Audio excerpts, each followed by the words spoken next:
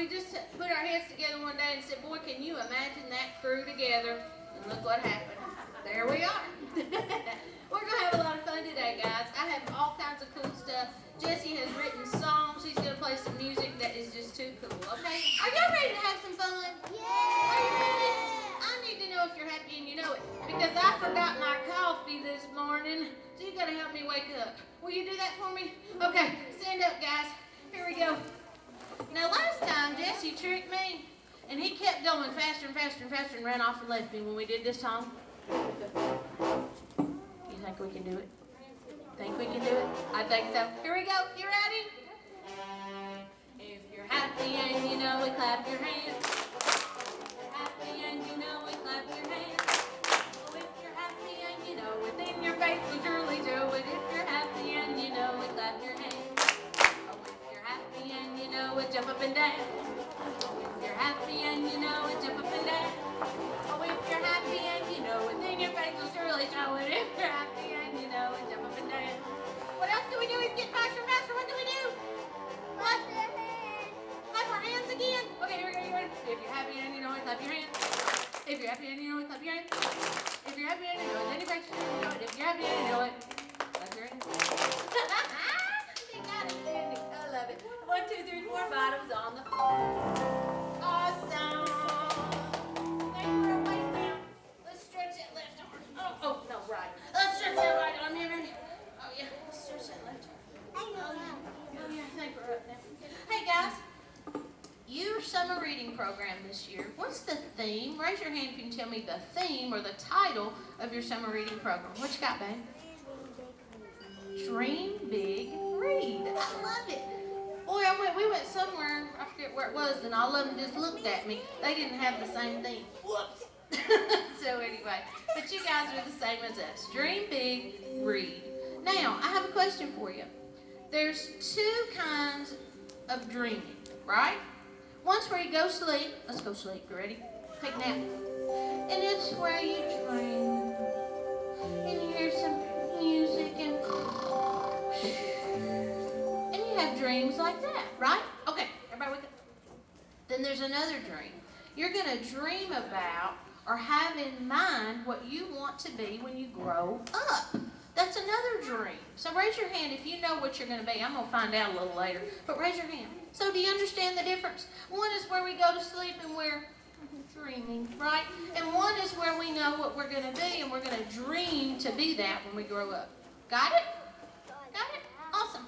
Well, you know what? Our friend Varmint came today, and I kind of forgot to tell Varmint what our theme was. So he's going to need y'all's help. Major. Are y'all ready? Let's go get him. I think he's back here. Did we put him back here, Jess? I think he's back here. Okay, let's go sing. Let's go sing. 1, 2, 3. Varmint!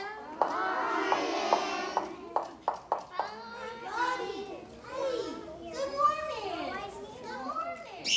Oh!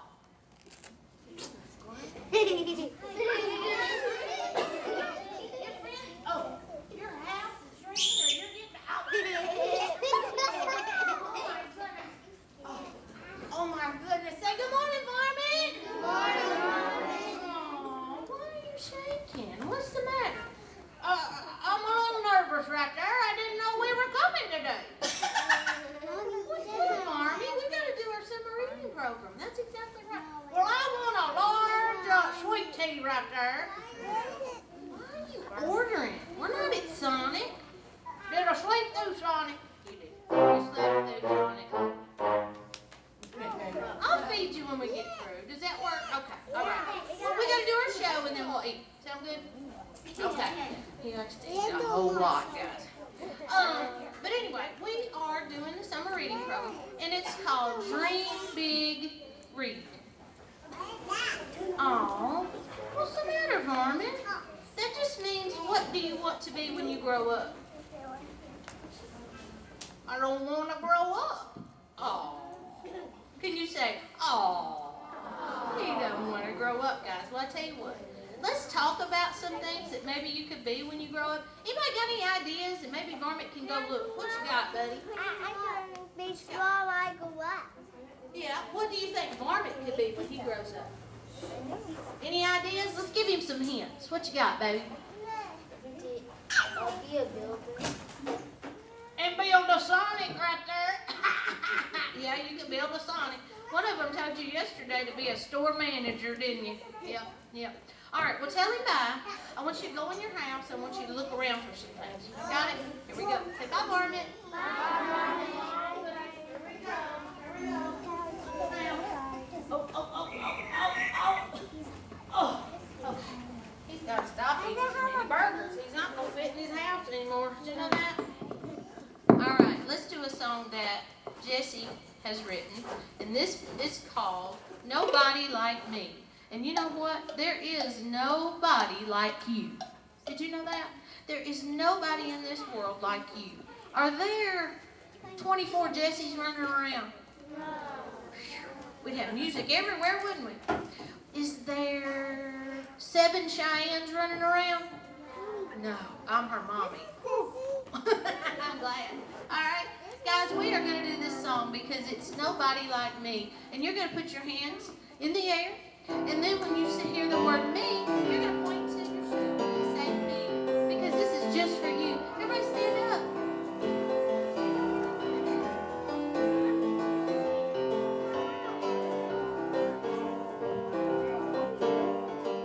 Nobody quite like me. Nobody quite like me. I'm one of a kind. From head to my toes, there's nobody quite like me. Nobody quite like me. Nobody quite like me. No matter how hard I try, originality shines. There's nobody quite like me.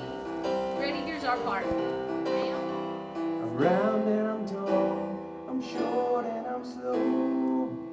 But you know what? There's nobody quite like me. Here comes the dreaming. Ready? Nobody dreams like me. Nobody dreams like me. I think all the time with big dreams in mind. There's nobody dreams like me.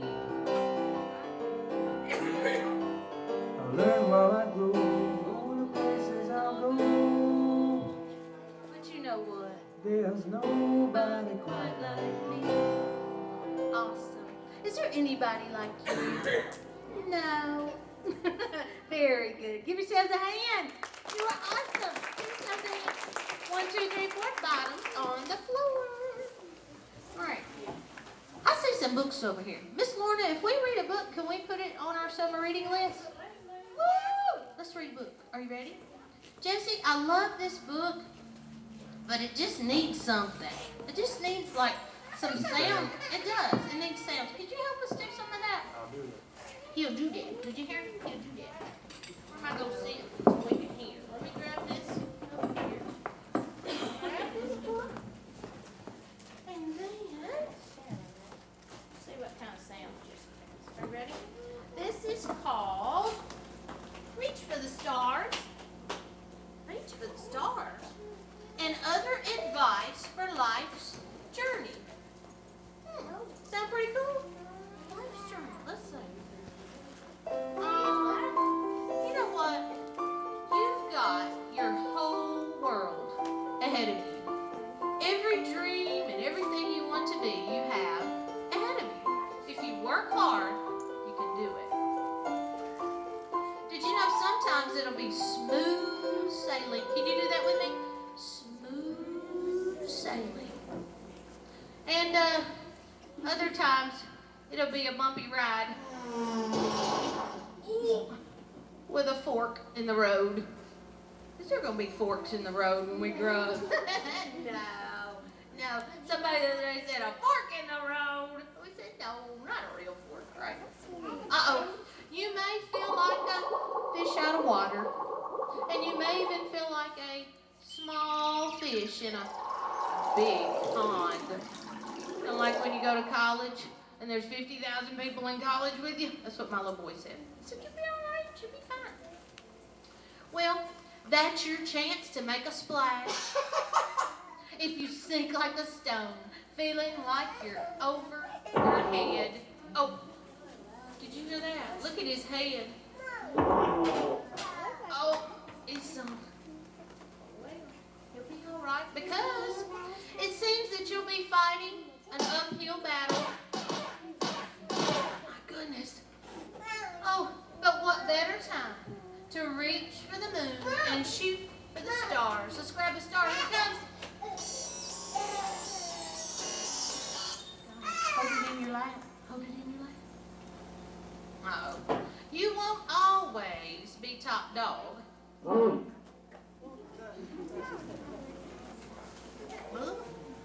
Oh, in fact, sometimes you'll be in the doghouse. Thanks, Jess. That's helping. Uh-oh, we gotta get on our horse. Are you ready? Let's get on our horse. You ready? Then we gotta ride. You hear that? Here we go. So you have to dust yourself off and get right back in the saddle. If you keep a cool head and use a little, hold out your arm. Stop dropping y'all's elbows around here. You know that? What is that? A little elbow grease. That's what you have to use. That's what my granny used to say. You put a little elbow grease in it, it'll come out good. You know that? That's what she used to say. I use elbow grease. You can blaze your own trail. Are you ready? And march to the beat of your own drum. He's doing his drumming. Oh, this one's good. You keep your eye, do this with me, eye on the prize. And you might just get the jackpot. Everybody say, whoop, whoop. Yeah. But you know what? If not, there's always time to start from scratch and turn the page. Something's not working? Grab your heart. It's okay to have a change of heart. And sometimes you will make mountains out of molehills. Oh, this might hurt too. Oh, but you may still want to be on pins and needles sometimes. And the grass will seem greener on the other side. But you know what's going to help you to get to the other side? Friends. Did you know that? Miss Taylor wants to tell you something, and I don't want you to ever forget it. As long as we have friends, Mama and Daddies, is this all true? When we have our friends, we have everything, don't we? Don't we? We have, that's right, we have everything. So you guys don't forget it. But, you know, friends will bend over backwards to help you, and soon you'll be rolling in the clover.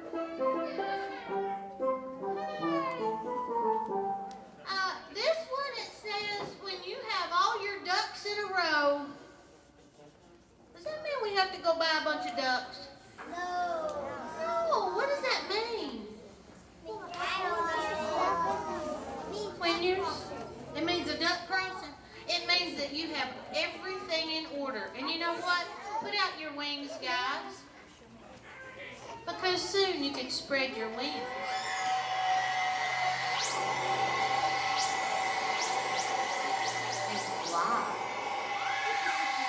And that is reach for the stars. Pretty good advice, huh?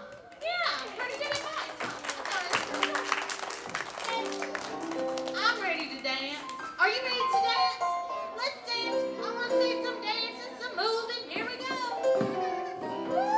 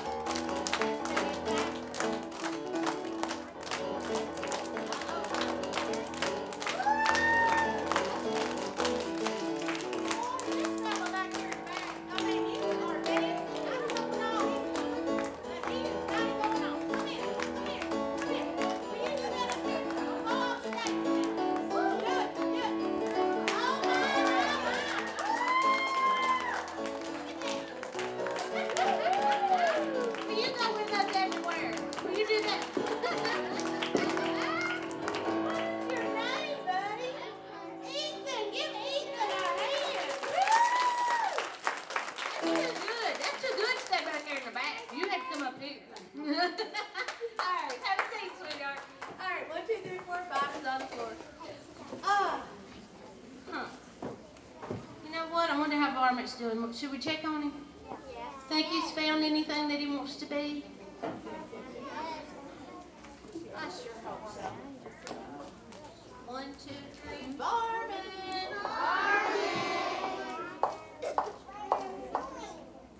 Here's some. Oh, goodness, buddy. Oh, goodness. Oh, you are so heavy. What?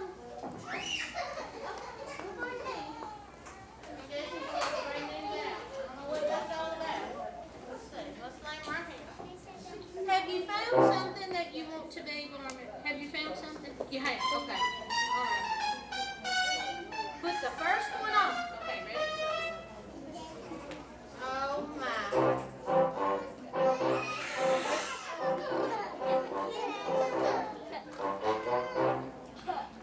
Varmint. Can Varmint be a bee, guys, when he grows up? But I love honey right there. I know you love honey, but you've got to be something different. Let's try.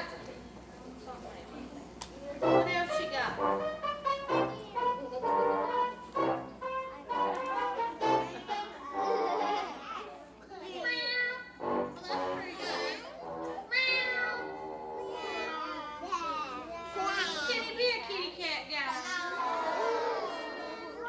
Jesse, is there any help? You guys have been looking at each other.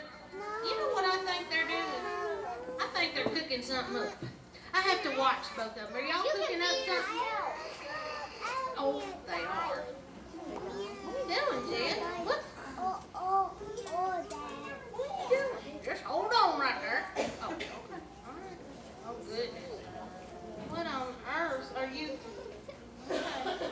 Oh, my. What is a concert pass and sunglasses? Uh-oh. What does Varmint want to be, guys? A rock star. What are you going to sing, Varmint? Oh, with my hair back and forth. With my hair back and forth.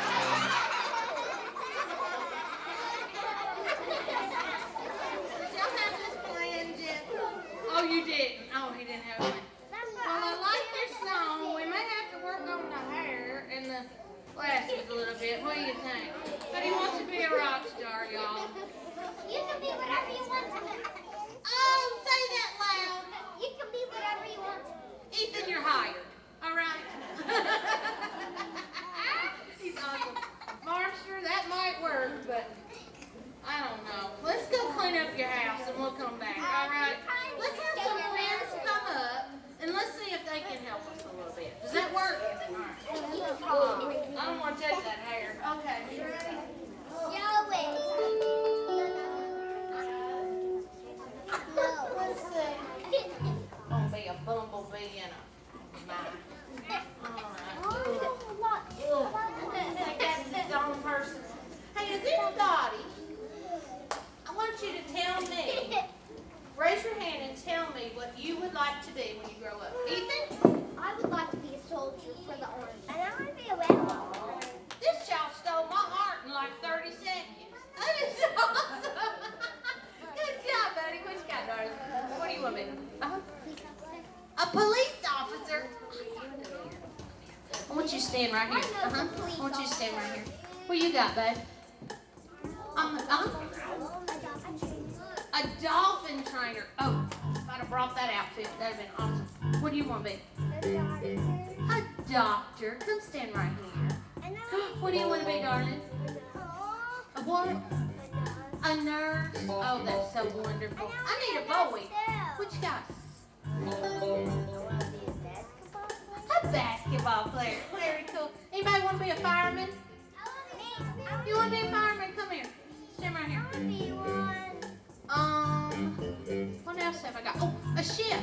Has anybody ever wanted to cook and be a chef?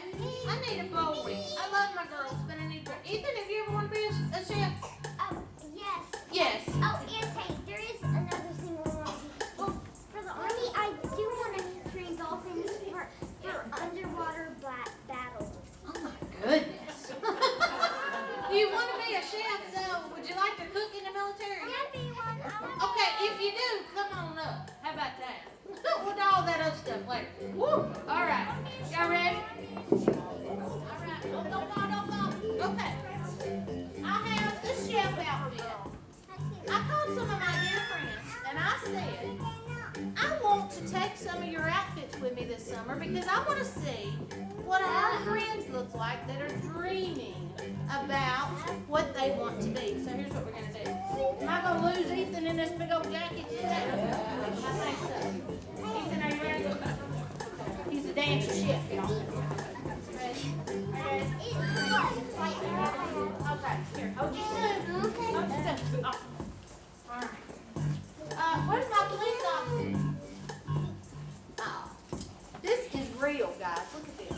This is from a SWAT team officer in Smyrna. I called him and he let us borrow this. Is that too cool or what? Put that on. I put this on over in Lebanon. She said, my mama's the sheriff in this town. I said, oh my. What do you think about that? Is it heavy? It's not heavy? All right. What else we got over here, guys? Oh, where's my doctor? Are you my doctor? I might lose you too. I don't know. This came from a dear friend of mine that is actually a dentist. But he let us borrow it so we can talk about a doctor. Ethan's going to dance while he cooks for us. You know that? Now, my dear friends at Amable Fire Department let us use this. And here's the deal. You can't fall in the floor because this is heavy. Are you ready? Okay. Can his neck do it, guys? That's right. You hear your rocky music? Okay, here we go. Here we go. Oh! All right? Woo! Give him a hand. Oh, there you go. Face Steve. Awesome. Face Steve. They want you to face that way, she said. All right? Guys, we are going to go around now. We're going to interview our friends, and we're going to see just how long they have wanted to be these people. Ethan is going to tell me. How long have you wanted to be a chef? Well, ever since I started helping my dad cooking eggs. Cooking eggs. It all started with cooking eggs. Give Ethan a hand. This is what it's going to look like, guys. That's right. That's right. Okay, now I can't talk to you. Something ain't happening here. Oh, there you are. How long do you want to be a fireman? Forever? Forever, guys. Say, aww. Okay, now, the deal is, when you're the police officer, she can't give any of us a ticket, right? No tickets when you grow up. Is that the deal? How long have you wanted to be a police officer?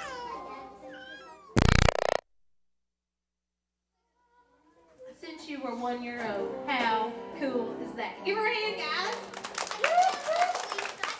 Now, this is who's going to take care of us. This is who's going to help us. How long do you want to be a doctor? Ever since I went to the doctor.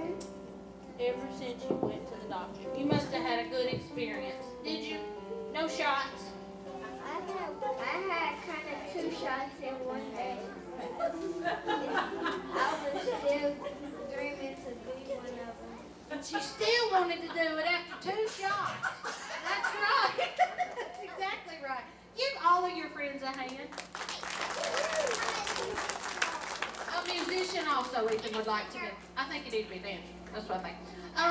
Anyway, guys, what do they need to do to become and be all of these people? What do they need to do? They need to train, and they need to dream, right?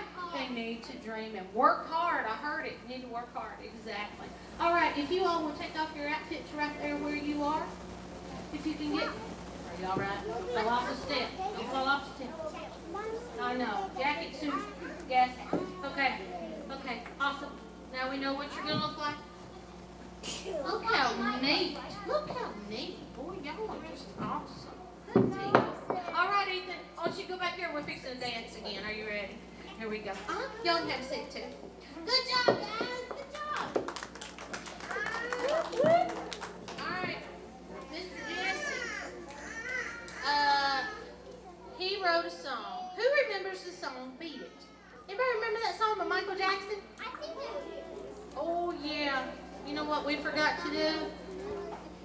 Farm it. forgot to do something. Jesse's got a surprise for him. And they talked about this too. Are you ready? And then we'll do our song.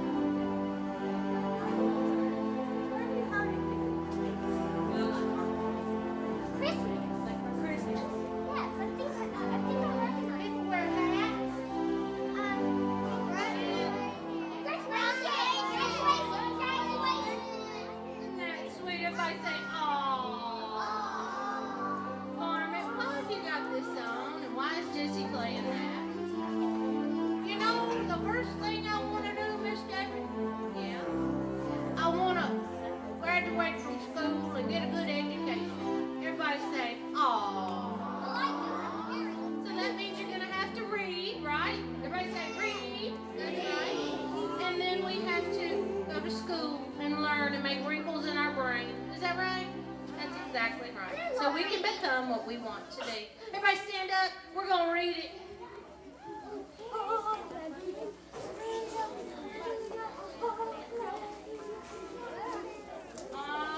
Here's your job, okay? I'm going to hold the microphone out when it's your turn so it can come through the microphone, okay? So you're going to have to say it nice and loud. When I say read it, you're going to say read it. When I say read it, you're going to say read it. Awesome, you got it. Ethan, get your dancing shoes, buddy. Here we go. This is a good one. It's got a good beat to it and everything. Y'all ready? Bend your knees a little bit. Everybody standing straight up. Bend your knees a little bit. Here we go. Oh, he's finding it. It's got to be just right.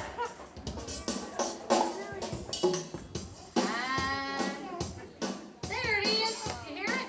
Here we go.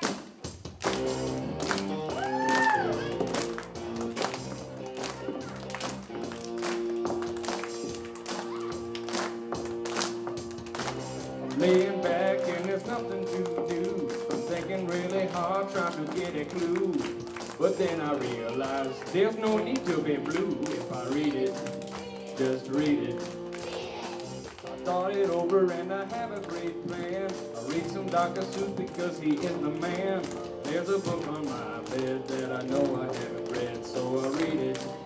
Just read it.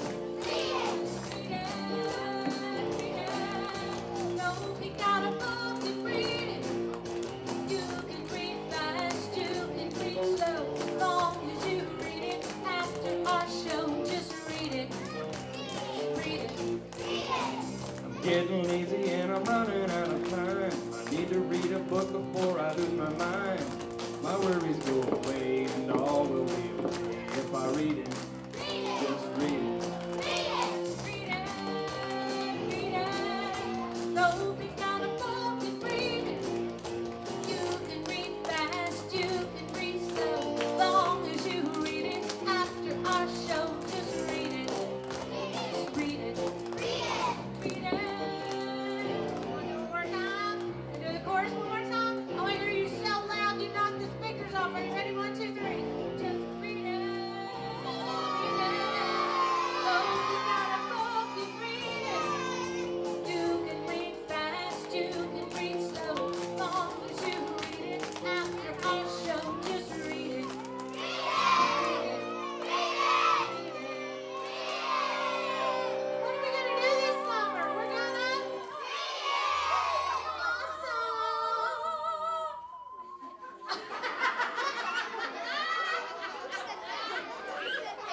Holding that note. Did you see that, Jesse? I love it. I love it.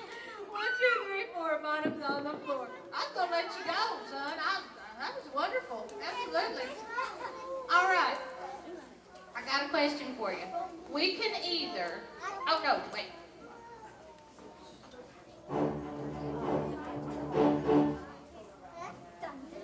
You all have made me smile so much today, it's not even funny. You are the best crowd. Give yourselves a hand. Just make a smile from ear to ear. I have a question for you. We can either read that yawn book where we all fall asleep when we read it and we dream, or Jesse could do some sounds on the keyboard. What do you want to do?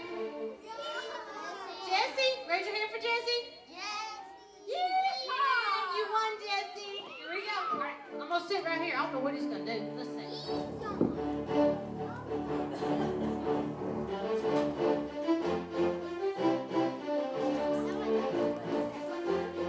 What is that?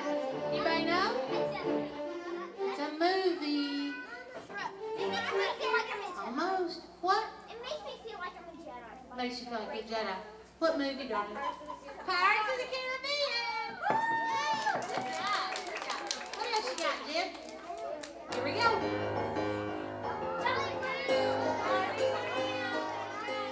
Only my favorite. That's right. What else?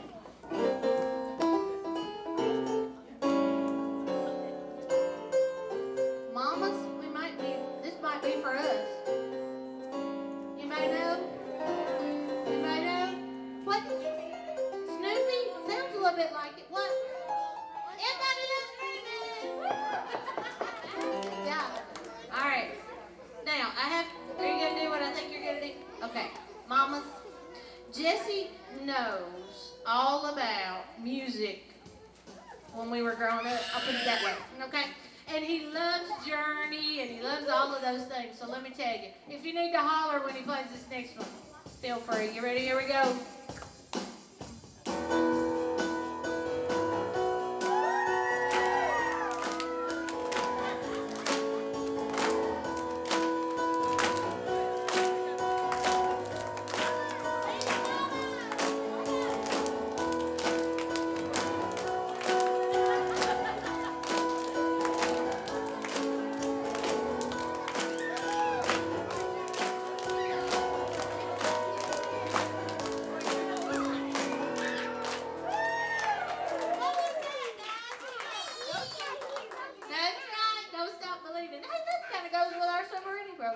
Awesome. Okay, what else you want to do?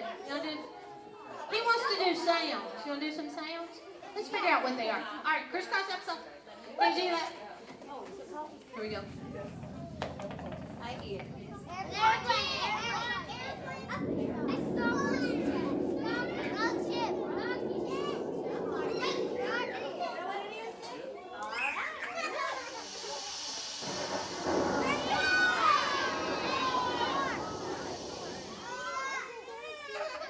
Oh, I'm sorry. Oh.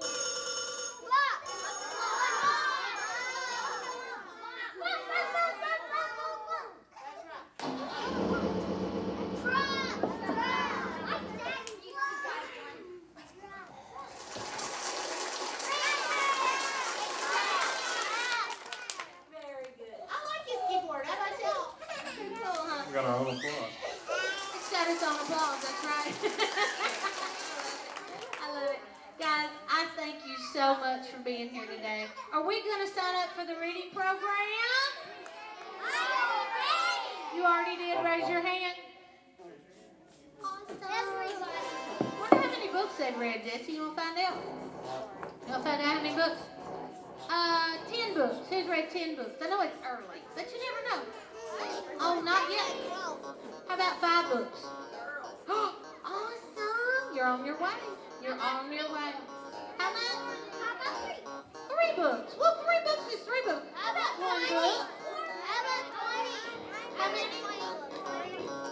She's read 40 books. How many? 20. Oh, I'm so proud of you. 1,000. He read 1,000. Give me 5. Awesome. Mama's back there going, All right, guys. I think everybody in this room's a firecracker. Do you want to hear a firecracker pop? Let's see if we can do it. Stand up and let's do it.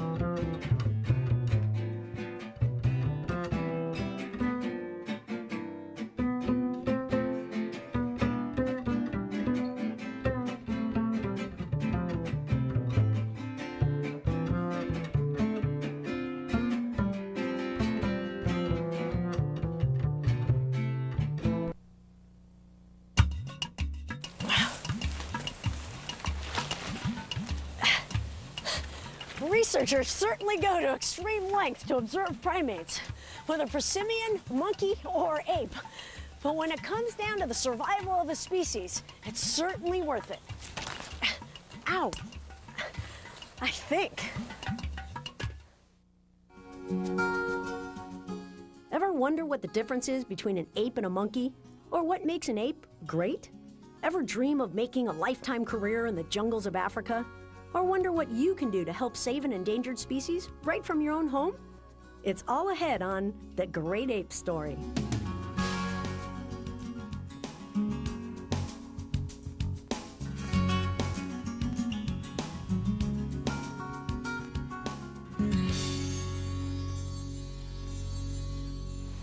Conservation work is seldom easy, but the need for it is critical. And as you'll see, the rewards extend far beyond a single animal or habitat. Hi, I'm Julie Scardina, SeaWorld and Busch Gardens Animal Ambassador, and this is a program on primates. More specifically, this is The Great Ape Story. It's estimated that there are over 600 species of primates in the world. And before we zero in on the great apes, let's take a quick look at some of the differences, similarities, and classifications in Primates 101. The order Primates consists of two major suborders: prosimians, such as lemurs and lorises, and anthropoids, which include monkeys, apes, and even humans. Let's start with the monkeys. You've got your Old World monkeys, coming from Europe, Asia, and Africa, and your New World monkeys, coming from the Americas. The obvious differences between Old and New World monkeys have to do with the shape of their noses, the number of teeth, the range of their territory, and tail usage. Most New World monkeys can use their tails for grasping at branches. They have prehensile tails. On the other hand, Old World monkeys with tails can use them for balance when jumping, but they can't wrap them around branches to help them hang on. There's also a difference between monkeys and apes. The easiest way to figure out monkey or ape is to look for a tail. Most monkeys have tails, but no apes have tails. Overall, monkeys are more like other mammals than apes and humans are. For example, because of their skeletal structure, monkeys move more like a cat or a dog than apes and humans. And on the evolutionary line leading to humans, most scientists believe that monkeys split off long before apes did. Are you ready to graduate to Primates 102? Moving on to the two categories of apes. There are the lesser apes found in Southeast Asia with features that make them distinctly different than our featured creatures, the great apes. Of all terrestrial mammals, apes seem to most resemble humans. They can walk upright, they have human-like features, they're social creatures which form family groups, and they make and use tools. Maybe that's why we're so fascinated by them. We can relate. There are 4 species of great apes: chimpanzees, bonobos, orangutans, and gorillas. Each has its similarities, each its differences. One thing they do all have in common: they are all very endangered. But before we jump ahead to conservation, let's get to know a little bit more about each ape individually.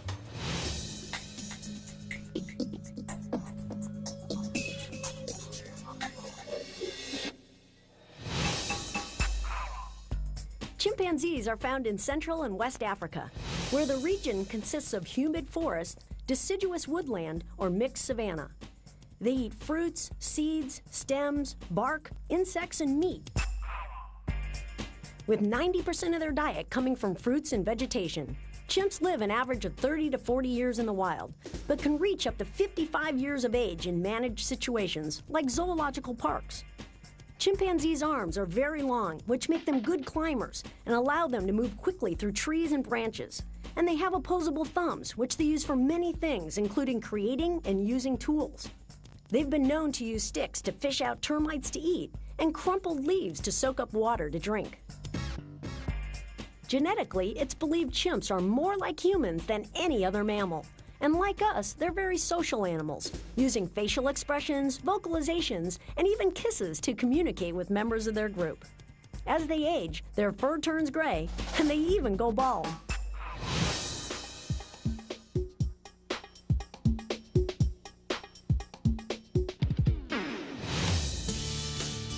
Closely related to the chimpanzee is the highly endangered bonobo. Bonobos can only be found in one country in the whole world, the rainforests of Africa's Congo, in a small range between the Zaire and the Kasai rivers. This limited territory may serve as a detriment to this species' survival, as habitat loss becomes more prevalent with encroaching activities.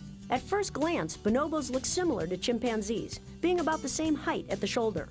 But the bonobo's overall build is more slender, and they can weigh 20% less than chimps. They have rounder heads with flatter muzzles, smaller ears, and hairy tufts on either side of their head. Bonobos spend more time in the trees than their chimpanzee cousins, confidently leaping among the branches, and even walking upright along them like a tightrope walker. Like chimps, bonobos have complex communication abilities and close family structures, particularly mother and offspring, including not only babies, but fully grown sons.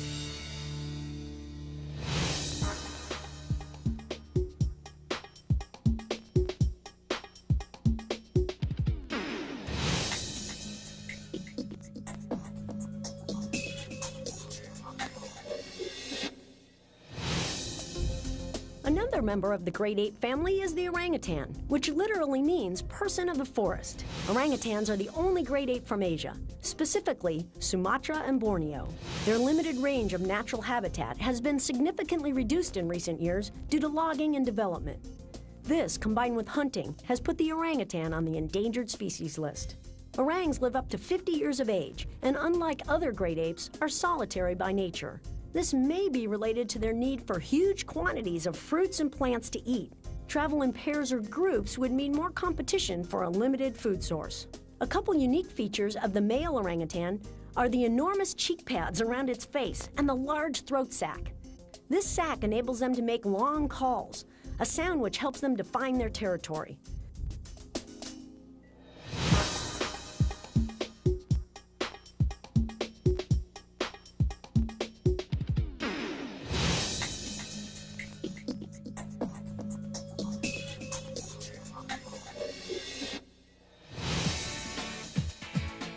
Rounding out the great apes is the gorilla, which is found in Central Africa. The western lowland gorillas range includes the People's Republic of Congo, Gabon, Central African Republic, and Equatorial Guinea. The mountain gorilla is found in Rwanda, Uganda, and the Democratic Republic of Congo, formerly known as Zaire. Like the other great ape species, they eat mostly plants, but also some invertebrates such as termites and ants. Even with a mostly vegetarian diet, males can weigh up to 400 pounds, and females can weigh over 200 pounds. As the males mature, they acquire a silvery gray color across their back and upper thighs, giving them the title of silverback. As intimidating as they may appear, silverbacks are tender caregivers, often babysitting for their offspring when the female needs to forage on her own without the interruption of her playful young.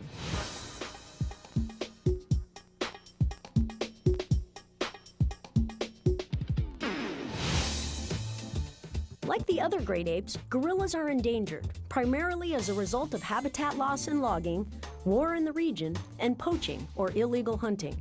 But through conservation efforts, attempts are being made to preserve their habitats. One example, Busch Gardens supported the Mbeli Bai study of western lowland gorillas in the northern Congo.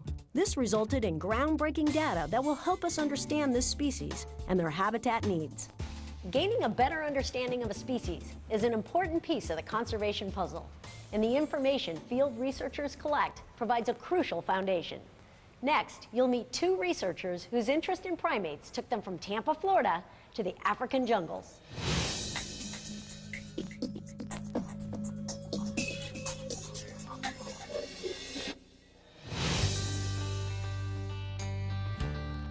While I was working at Busch Gardens with the chimps and gorillas, I wrote a lot of the projects that were out in the field. In 1995, Busch Gardens started funding a western lowland gorilla study in northern Congo.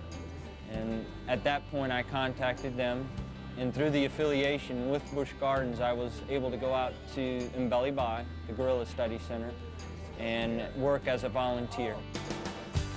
Dave got his start as an inquisitive zoo camper at Busch Gardens, Tampa, when he was only 6 years old.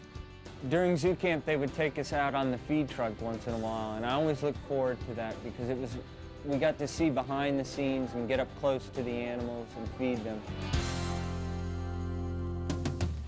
These up-close experiences left a lasting impression on Dave. His 4 years as a zoo camper laid the groundwork for what would later become his life's work. After college, he accepted a conservation position at Busch Gardens Tampa, which then led him to Africa. After spending time on the gorilla study at Mbeli Bai, Dave transferred his focus to chimpanzees. We're monitoring a community of chimpanzees that are found in an area called the Gualogo Triangle. And over a period of time, we hope to learn about the size of the community, just how many chimps are in that area, and how far these chimpanzees range, what sizes their groups are, what kind of foods they're eating, and what type of forest they need to survive. And we hope to use this information to better prepare other areas where chimpanzees will be affected by humans that are moving in. Most chimpanzees have learned to fear humans. There are still forests where the animals don't know human beings, and they're still intact, and we can help protect those forests.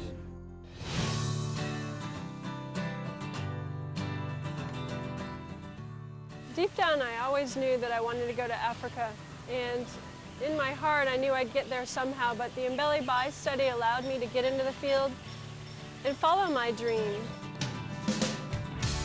In the late 1990s, Busch Gardens conservation specialist Tina Goody traded in the creature comforts of home for the extreme creatures of the Ndoki National Park in the African Congo. The Lowland Gorilla Research Project at Mbeli Bai provides valuable information in understanding the behaviors and habitat needs of this animal. And for Tina, the project required intense, hands-on data collection in a very unique location. This observation study, which is the longest running study of its kind, has actually been able to look into the world of the western lowland gorilla, which has been virtually unable to be seen due to the dense forest area. At first glance, you look at a gorilla, they all look the same from a distance. But using telescopes, video cameras, and still photography, we were able to look at nostrils, nose prints, coloration differences in size and behavior to identify all these gorillas. After about a year at Mbeli Bai, Tina returned to her job at Busch Gardens Tampa, but she came back with a greater understanding of gorillas and new information that was shared and applied on site. Anheuser-Busch has supported the Mbeli Bai project for several years, and one of the most important supports of that is to actually bring this information back into the park, into Busch Gardens, into education, to teach people about this wonderful place and these amazing animals and how to conserve it for the future. If you've ever thought about field research as a part of your career path, take some tips from an expert. Follow your dream. Take the steps to make that dream come true. Field researchers are always looking for a way to get people that are dedicated and inspired involved and in the field. We can do this together. We can make a difference. Close your eyes and imagine a place where endangered primates can roam safely, where they can forage for food from real plants and trees, swing from branches, and keep cool in the midst of a waterfall. Now open your eyes and take a look at one such place, Mayombe Reserve, the Great Ape Domain at Busch Gardens in Tampa, Florida.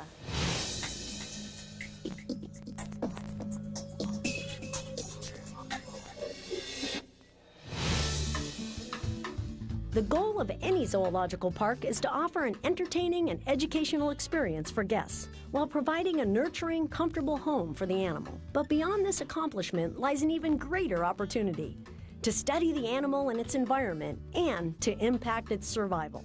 Zoological parks strive for naturalistic habitats which allow for and encourage behaviors primates exhibit in the wild. Busch Gardens Tampa identified the need for a state-of-the-art primate environment and spent 6 years planning their great ape habitat. Mayombe would contain almost 3 acres of terrain, with the chimps and gorillas each having 12,000 square feet of their own yard space. You guys have space, you give them enrichment, it takes a lot of work, but what behaviors then are you gratified to see that, they would be the same types of behaviors that you might see out in the wild or something like that? They have a lot of social behaviors here that you would see in the wild. The main one is grooming. They do a lot of grooming to help appease some of their social conflicts. Also tool use. They use tools in the wild to get termites out of mounds. We actually have an artificial termite mound here, and they use it exactly like they would in the wild by using sticks from their habitat to find the proper ones to fit to get out their goods. Really? So they go and they find just the right stick, or do they actually modify it as well? Usually they just go out and find the proper sticks, and they will break it down if it's too long. I've seen the adults use the tools to get inside the termite mound. Have you actually seen the baby use them yet? Yes, he started, of course, just watching as a youngster with his mom, and now he's progressed so much that he actually will gather his own tools and use them in the termite mound. Oh, that is so cool. Busch Gardens spent over 9 months constructing this habitat, and great effort went into recreating the varied terrain of West Central Africa, including the creation of rolling hills, rock outcroppings, caves, and waterfalls. The attempt to make this habitat similar to the ape's natural environment is one aspect important to their overall well-being. There's different deadfalls throughout the yard and also different levels, and the different levels is to encourage them to climb, and of course the deadfalls, there's some that are laying on their side to encourage balancing, walking over different objects, and climbing as well. And the waterfalls, yes, they will go down occasionally and just to look at the water and the fish and the turtles that are in the water as well. What are some of the things that you've seen them do out here, some of the activities and behaviors? We try to do something different for them each and every day, so they'll have a different activity. As I said, we do have the termite mound. We do have actually holes drilled in some of their deadfalls, so we can put peanut butter and things like that in for them to manipulate and get out. This attention to detail gives the animal a natural sense of home, but it also serves another purpose. With the largest glass viewing area in the U.S., Miami gives guests an up-close and personal look at how gorillas and chimpanzees live on a daily basis. Is it necessary to consider all these details in the making of an exhibit? The answer is yes, if it helps in the preservation of a species. As part of their conservation efforts, Busch Gardens participates in the internationally recognized Species Survival Plan, or SSP. Many animals have been helped by this cooperative management program designed to maintain genetic diversity of an endangered species. In simple terms, the SSP helps keep the gene pool healthy. So I know this year we had 2 new male gorillas transferred from the Denver Zoo. Was that part of a species survival plan? Correct. We did have a male gorilla and his son come in, Kundu, who's 27, and his son, who is 7 years old. It's very important to relocate animals according to the species survival plan in hopes that they'll have offspring and to produce a more widespread gene pool. And were they able to be introduced to the rest of the group right away? We had to go through a slow introduction just so they could visually see each other, and then we had them so they could touch each other, and then we got to the step where we could actually put them in together. So I would imagine that in the future we get some breeding? Yes, we're hoping that our male Kundu will breed with one of our females. A healthy habitat is crucial to the well-being of an animal, and Miami has been a proving ground for the success of a well-planned environment for great apes. But it also provides a setting to help educate the general public about chimpanzees and gorillas, as well as playing a critical role in helping to conserve the species. Ultimately, what we can learn about these animals will only aid in the fight to save them. Miami is great because the guests can come in and get an up-close view of the animals and gain a respect for the animals, and then you can teach them how important it is to get a conservation message out to them so they can get educated and know what they have to do to help save the species.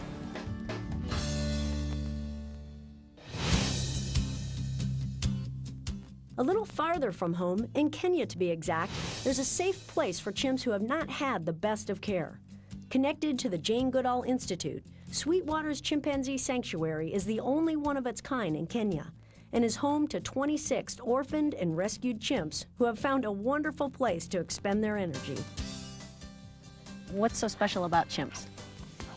Well, any which way you look at it, they are our closest relatives. They are active compared to the orangutans and the gorillas, as you see. They hardly sit still for 2 seconds. They got a great sense of humor. But these chimps weren't laughing much before they came to Sweetwater's. Abused or abandoned, many of them were orphaned when their parents were killed by illegal hunting or from habitat loss from logging of the rainforest and even from the illegal pet trade. What's going to stop this in the end? We have to stop to buy any tropical timber. We have to stop the complete ruin and cutting down of their habitat, which is also the habitat of a lot of other animals that needs protection. Because if we get rid of the rainforest, there's a lot of other issues involved. Apart from all the animals, there's medical plants there, we don't even know what they are, which chimps knows certain medical plants and what they're used for that we haven't even found yet. And to destroy all this without having sought the knowledge is sacrilege to me. In the meantime, the chimps are safe at Sweetwaters, with plenty of space to roam and lots of food to eat. And like the chimps at Mayombe, the Sweetwater chimps play an important role in educating the public. What are some of the things that you think of from a zookeeper standpoint that they can do, from a zoo standpoint that they can do to help the situation? Well, first of all, information to the public, of course. Information education to the public that visits the zoos of what the status is like in the wild, and also what the problems are. The problems of the bushmeat, the problems of the logging, the byproduct of it, which we get, and the problem we have on looking after them simply because nothing's free in this world. And as we know, chimps live for 50 years or more. Well, you guys are doing a wonderful job here at Sweetwater Sanctuary, and Jane Goodall Institute has done a wonderful job of setting it up and making sure we do have a place to care for these orphans. Thank you very much. Thank you. Thank you.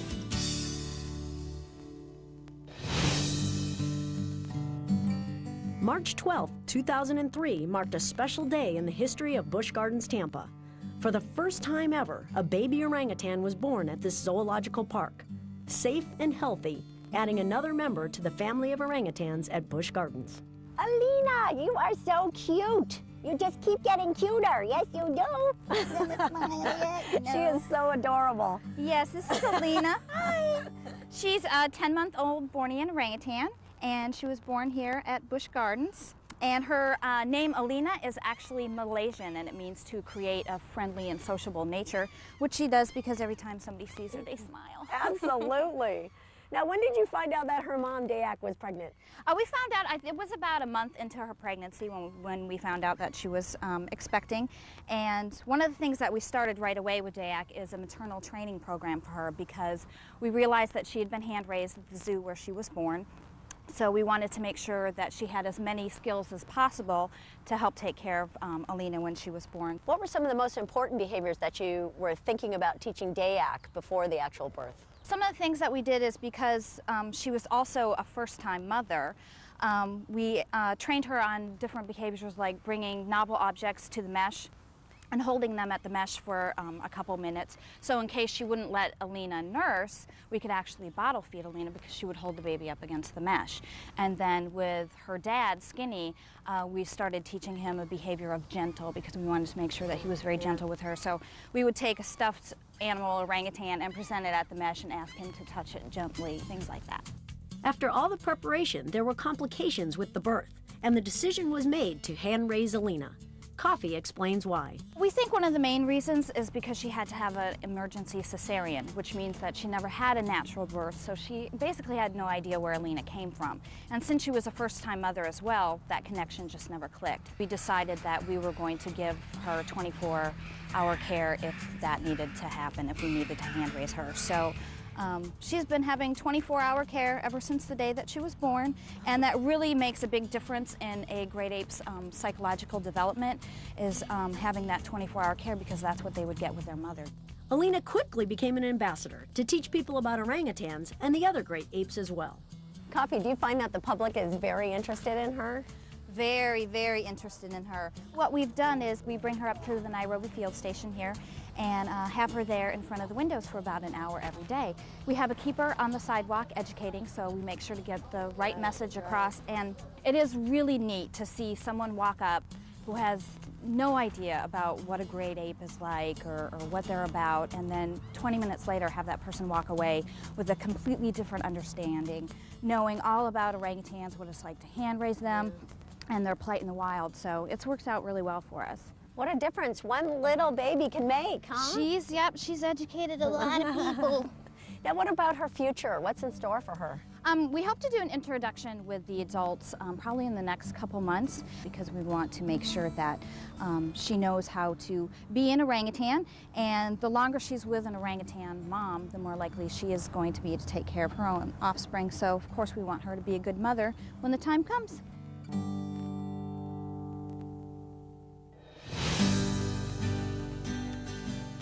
Around the world, people are pulling together to help save the great apes. Birute Galdikas, president and co-founder of the Orangutan Foundation International, has devoted her life's work to helping this endangered species. OFI is an organization that is dedicated to the preservation of orangutans and their tropical rainforest habitat in the wild. What do you look as your most satisfying change that has happened since 1971 when you first went there to right now? Well, the most important change, and it's very profound, is that the national park, which then didn't exist, is now protected. Through education about the plight of orangutans, the #1 source of habitat destruction, logging, has been stopped in this park. OFI's partnerships with organizations such as Busch Gardens help increase awareness and ultimately aid in the fight to preserve this precious habitat. Education is the first step in increasing awareness, increasing consciousness that these problems do exist in the real world, that orangutan populations are going extinct. People need to know about this. And so all the education programs that Busch Gardens has are very valuable in this regard. Results from a study determine the future course of a project and can send researchers down unexpected paths. So when the original mission changes direction, flexibility is crucial.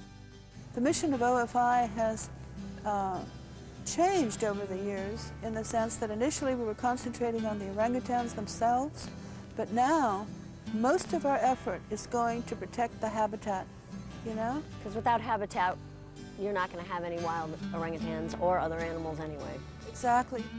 A lot of caring people at Orangutan Foundation International, Busch Gardens, and other organizations are working together to make a difference in the plight of the great apes and add one more baby to the population count. Her name is Alina.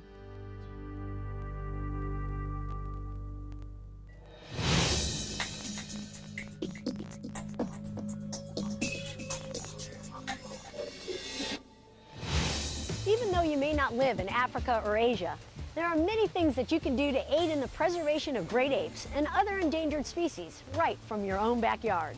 First, be an informed consumer. Logging is a major cause of habitat loss, so refuse to buy wood from the rainforest. Wood such as teak, mahogany, and rosewood, unless it's certified sustainable and legal. Even being aware of where your paper products come from can make a big difference. Palm oil and other plantation exports often harm forest habitat as well. Secondly, ecotourism is growing more and more popular, and it's getting easier to visit lodges and sanctuaries where these animals actually live. This helps the economy, which motivates locals to save species and habitat. Support organizations that you know help endangered species. Send a donation to the organization of your choice. Become aware of their programs and see how you might get involved. And lastly, contact your local zoological park. Find out what they're doing to raise awareness and help conserve these species. As I said at the beginning, conservation work is seldom easy.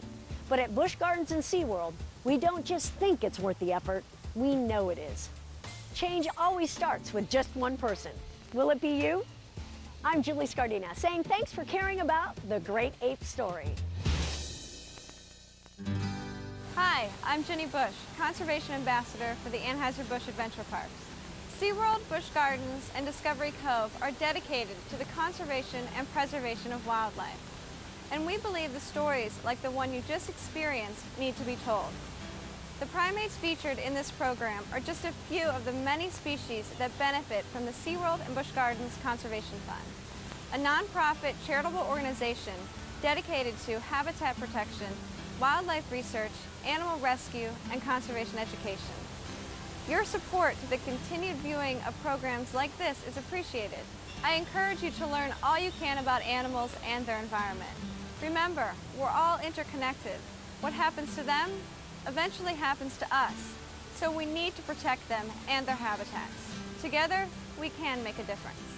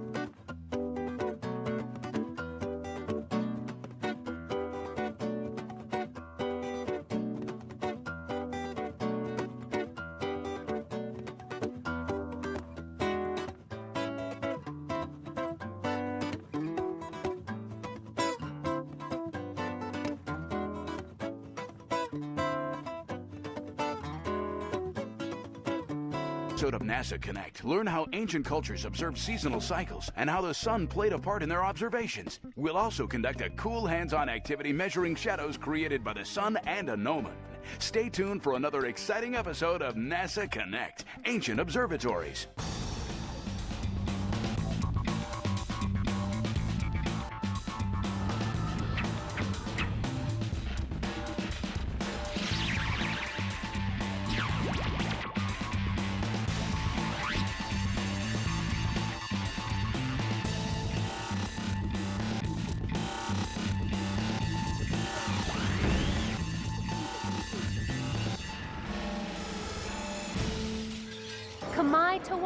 Or welcome to NASA Connect.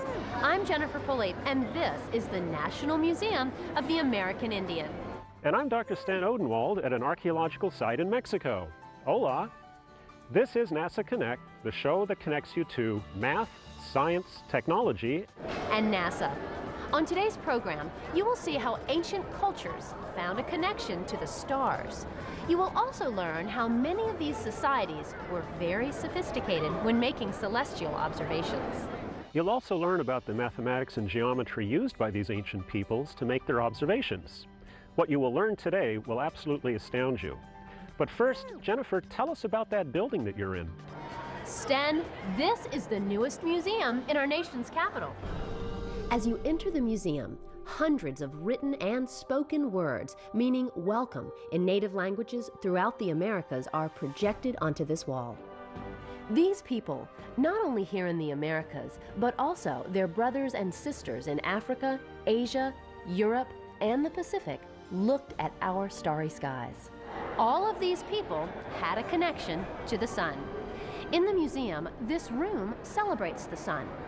From this circle, the 4 cardinal directions, north, south, east, and west, extend out of the building. The angles of solstices and equinoxes are mapped on the floor. A light spectrum is cast by the sun, which shines through the prisms set into the south-facing wall. Each prism is sighted to the sun for a particular time of day and season. The dramatic designs in this modern museum show the connection between astronomy, nature, and people.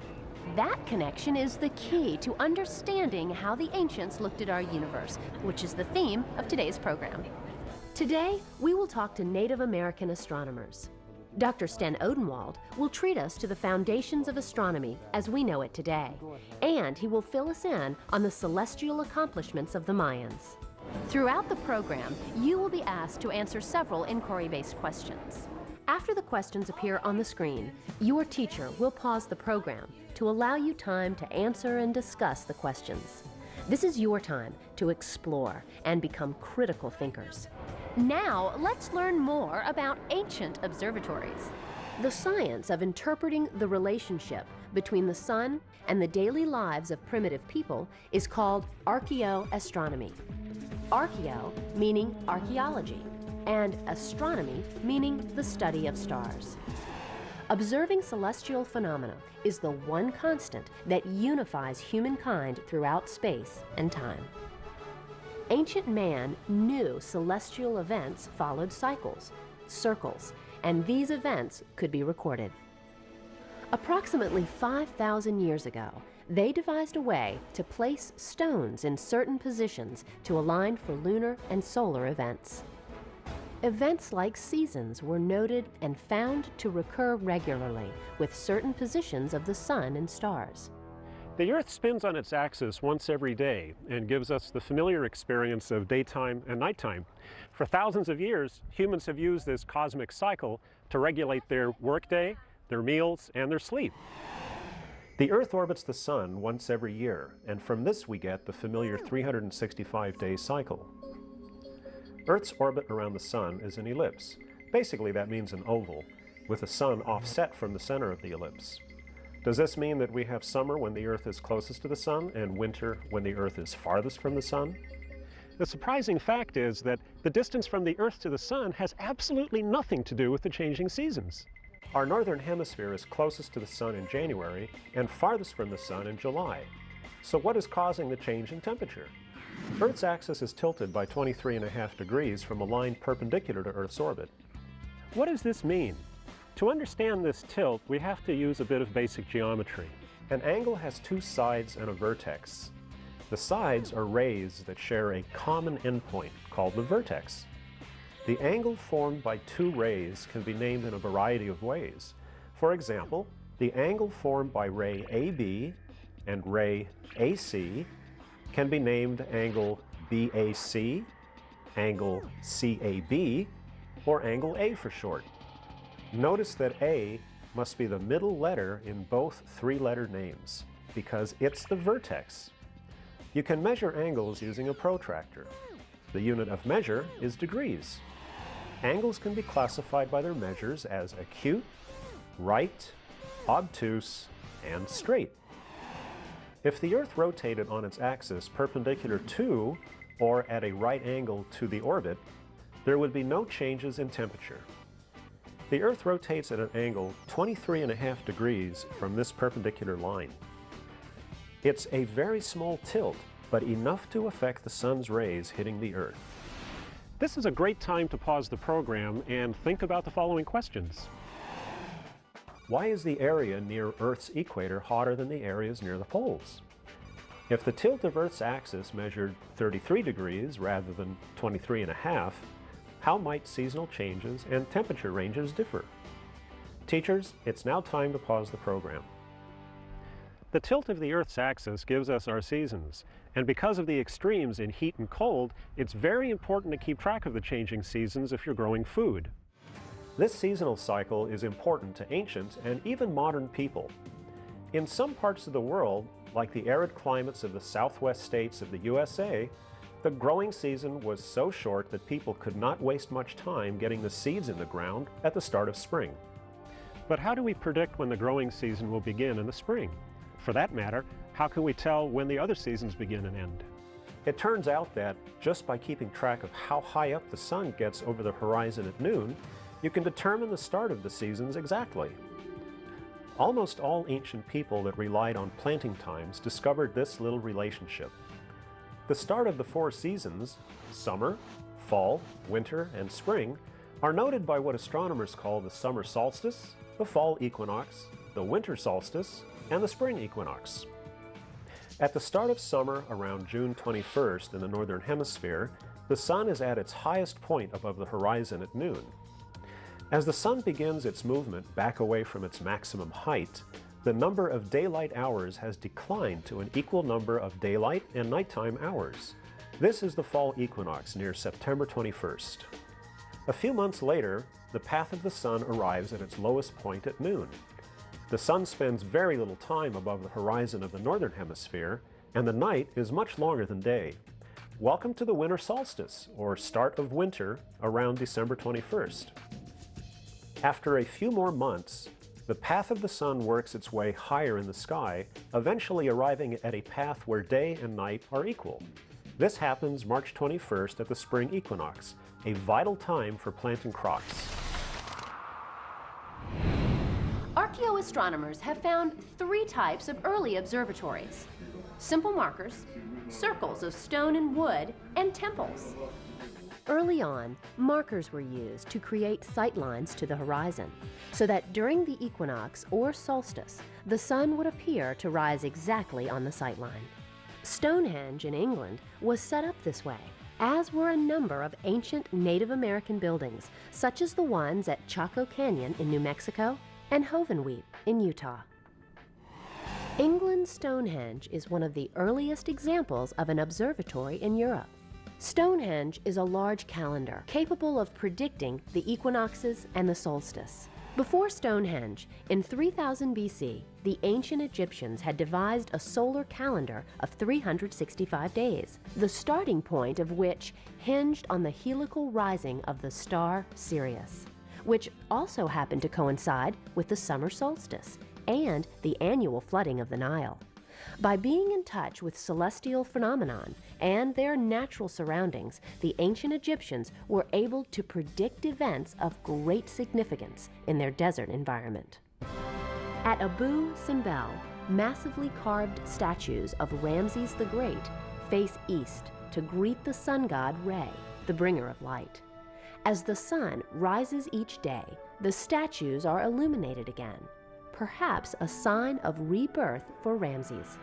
But the most compelling is a passage to the temple's inner sanctuary, which is aligned so that on October 18th, the sun filters into the sanctuary, illuminating a statue of Ramses. While October 18th doesn't mean much to us in the Western world, this October date corresponds to the beginning of the Egyptian civil year and the celebration that occurred during the time in which Ramses lived. It was the Greeks, however, that created the first portable cosmological tool for keeping track of these motions, a stick. The Greeks actually called it a gnomon, and it was used to keep track of the shadow of the sun. Actually, it's a little bit more difficult than that because the shadow depends on your latitude. Again, if you are not near the equator, the shadow will be shortest during the summer solstice and longest during the winter solstice. For the spring equinox and fall equinox, the shadow will be halfway between the shadow lengths at the solstices. In the southern hemisphere, the shadows will be reversed, just as you all know the seasons are reversed. When it's summer in the United States, it's winter in Argentina. This all works pretty well if you're not at the equator. At the equator, the summer solstice sun casts a shadow in a southerly direction, and the winter solstice sun casts a shadow in the northerly direction. During the equinox, at the equator, the shadow disappears. Oh, and another thing that they were used for is sundials. And it looks to me like it's time to go back to Jennifer. Okay, guys. Let's take a look at how a gnomon works and see the angle of the sun at certain times during the day. Students from Newcomb Elementary School in Newcomb, New Mexico will preview this show's hands-on activity. Yats hello! We are students from Newcomb Elementary School. We are located in the Navajo Reservation in the Four Corners region of New Mexico. Tracking the passage of the sun in the sky continues to play a very important role in the life of our Navajo culture. Traditional Navajo still use this system of tracking the sun's shadows to tell time and to tell the changing of the seasons.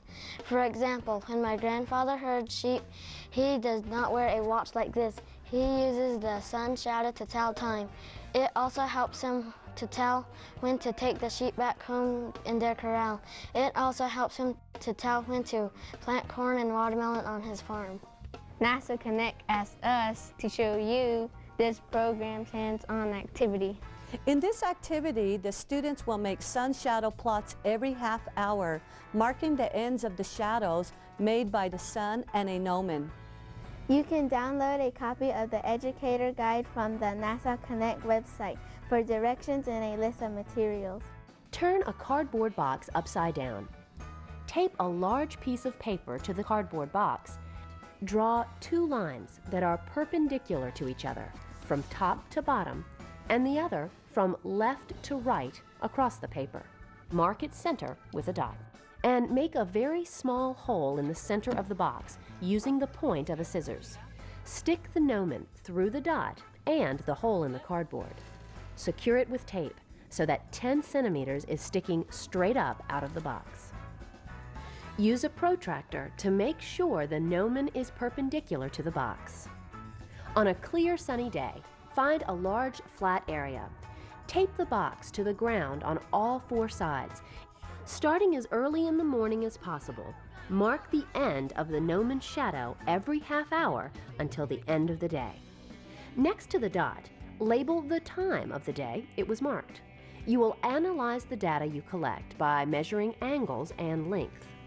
Remove the gnomon and draw a straight line from each dot to the hole that the gnomon was placed in. Measure and record the angle between the horizontal line drawn through the center of the paper and each marked shadow. Then, measure and record the length of each shadow. Using geometry, find and label true north on your sun shadow plot. Verify local solar noon using shadow length times and sunrise-sunset times. How do the lengths, positions, and angles of the shadows change? What do the changes tell you about the position of the sun throughout the day? Would the curve change if you used a different sized gnomon to cast the shadow? And don't forget to check out this cool web activity for this program. You can download it from the NASA Connect website. Great job, you guys. All right, let's review. We've seen how ancient cultures used the Sun-Earth connection to mark the season. And you've seen an activity which uses the placement of shadows to record the movement of the sun across the sky. Research regarding Native American astronomy has recently begun to gain headway in archaeoastronomy. Let's look at the ways Native cultures in the Americas use the Sun-Earth connection. Nancy Maryboy and David Begay are two indigenous astronomers from the Navajo Nation. Yat-eh, hello. We're here in Hovenweep National Park in southern Utah. I'm a Cherokee Navajo. I live not far from here, and I'm an educator on the Navajo Nation. A cultural astronomer means you deal with the astronomy of your own culture, and we put things within the context of a native worldview. Right behind me on the boulder, you can see an indication of a solar phenomena. On the boulder, there's two images. One's a concentric circle, one's a spiral. As the sun begins to rise, shafts of light come in from each direction. And as the sun continues to rise, the lights meet in the center. This only happens once a year. This phenomenon occurs on the longest day of the year and is a very appropriate way to mark time. This can be a very harsh environment to live in. It can be hot, it can be cold, and it can be very dry. In order to survive, people had to live in accordance with the natural environment, and that meant the natural cosmic environment, the sun, the moon, and the stars. It was very important to track the path of the sun and the moon and certain constellations. And to do that, people used natural markers like petroglyphs and sun and moon alignments. Remember, there was no watches, there was no timekeepers, there was no calendars. My name is David Begay. I am a cultural astronomer. I've been living out here for many years. My clan is Maidishkijni. This clan is a descendant from the Jemez Pueblo people. And here is one of the structure at Hovenweep National Monument. This structure had many purposes, one of which was an observatory. The ancient had a profound respect for the movement of the sun and the stars. On the longest day of the year, the sun shines through an opening and the light falls on a marker. What people experience here is really a cultural experience. It's a whole life experience. People felt the movement of the sun. People felt the movement of the moon. It was a daily experience. Among the Navajo people, for the sun, when it reaches summer solstice, it's a total life experience. People used to talk about the solstice being a 4-day phenomenon. People used to say, the sun spent 4 days before it starts moving back the other way. So it's really something that was experienced, it was talked about, it was a part of the culture, it's been passed on through the generation. I think people talk about these movements in terms of days. I'm not sure if you can really call it special math. I don't think tracking the sun down to the second was important at that time. These buildings and boulders are remnants of ancient civilizations, much like the ruins in Rome, the ruins in Greece. And today, they're still very relevant to us out here in the Southwest.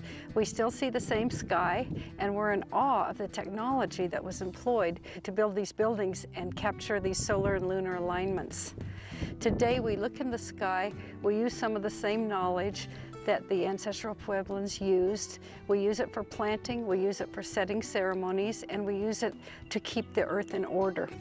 The balance between earth and sky is still very important to Native peoples.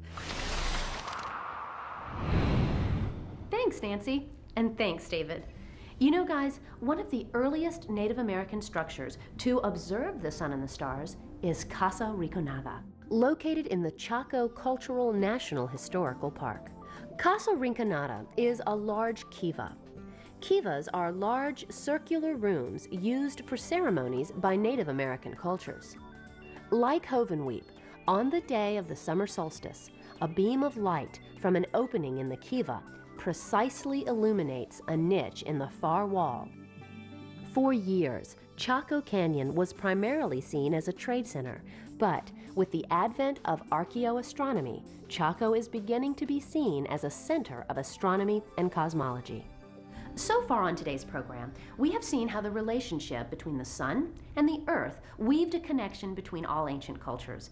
Now, much of the information from those cultures has been lost to us. However, other cultures have recorded that information, and now that information is being interpreted. For a look at one of these ancient cultures, let's return to Dr. Sten Odenwald. Thanks, Jen. Perhaps the greatest ancient astronomers were the Mayans, who lived right here where I'm standing. The Mayans inhabited the Yucatan Peninsula in Mexico and Guatemala. These people made astronomical and seasonal observations which rivaled anything seen in Europe during the Roman Empire or the Dark Ages. These amazing people mapped the heavens, they evolved the only true writing system native to the Americas, and they were masters of mathematics. They invented calendars that are still accurate today, and without metal tools, beasts of burden, or even the wheel, they were able to construct vast cities with an amazing degree of architectural perfection and variety. The largest structure at this site is El Castillo, the castle. That these temple builders were mathematically precise in their architectural designs is borne out by the natural phenomena which occur during the fall and spring equinoxes. In the spring, as the sun rises, the shadow cast on the steps appear to form the body of a serpent which slithers down the stairs.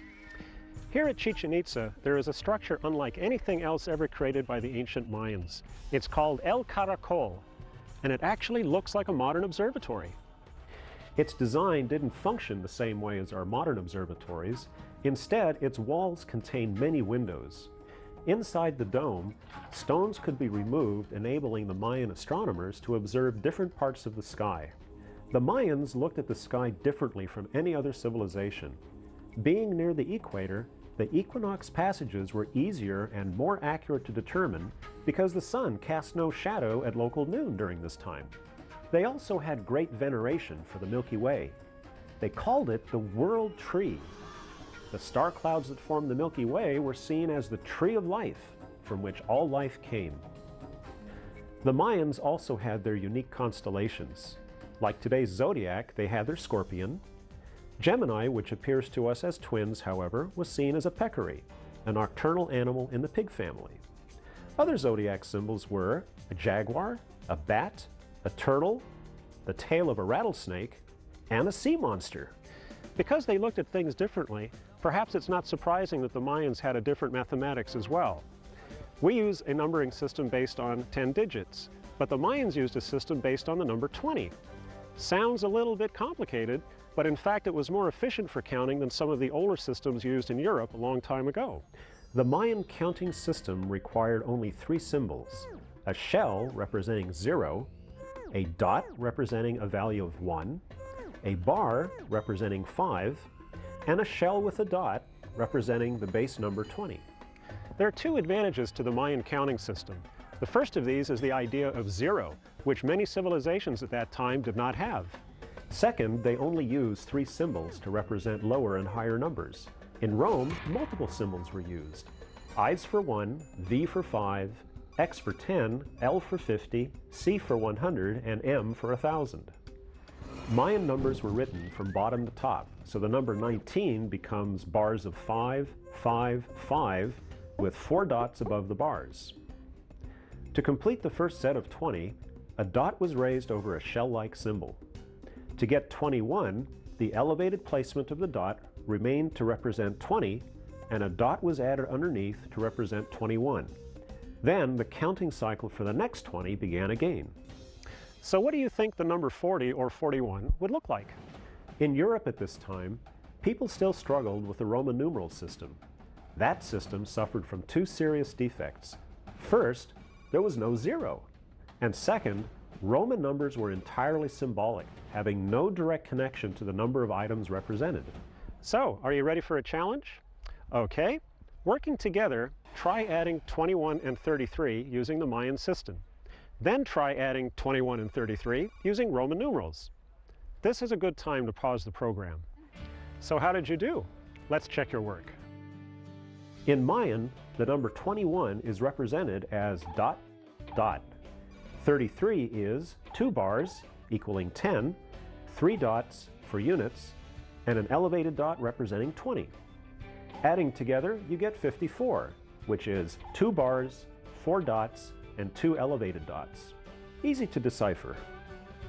In Roman, you have XXI plus XXXIII equals LIV.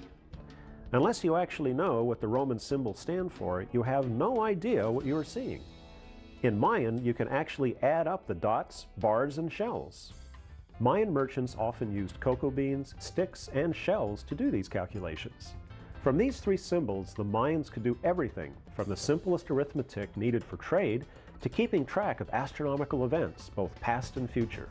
Speaking of astronomy, remember how I said the Earth's axis was tilted at 23.5 degrees?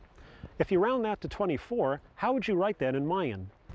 The Mayan system of counting using dots, bars, and shells can be compared with the ones and zeros used by modern computers, and it was all done 1,500 years ago. With all the advances that the Mayans made, it's interesting to speculate what would have happened if the Mayans had sailed east to discover Europe instead of the Europeans sailing west to discover the Americas. To learn more about Mayan mathematics, go to the following websites. Back to you, Jennifer. Thanks, Sten. Well, guys, that wraps up another episode of NASA Connect. We'd like to thank everyone who helped make this program possible. Got a comment, question, or suggestion? Well, then email them to connect@lark.nasa.gov. I'd like to leave you guys with a thought and a challenge. What is impressive about these sites is the accuracy of their observations and the time and effort they put into building these observatories. Looking back at these buildings and places, we see that the ancients had a natural connection to their environments and that they were also capable of high-tech accomplishments in their own times. So now, here's my challenge. How do you think people 300 or even 1,000 years from now will see us through the artifacts that we leave behind? Until next time, stay connected to math, science, technology, and NASA. Goodbye for now.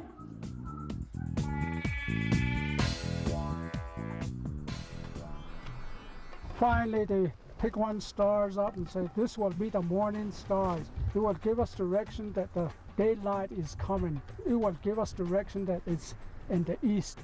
Then the next one is the evening stars. It will tell us it's in the west direction. It's almost nighttime. They liberate it more, like the Dipper and all that. It revolves in different positions. It will tell us if it's fall, spring, or summertime, wintertime.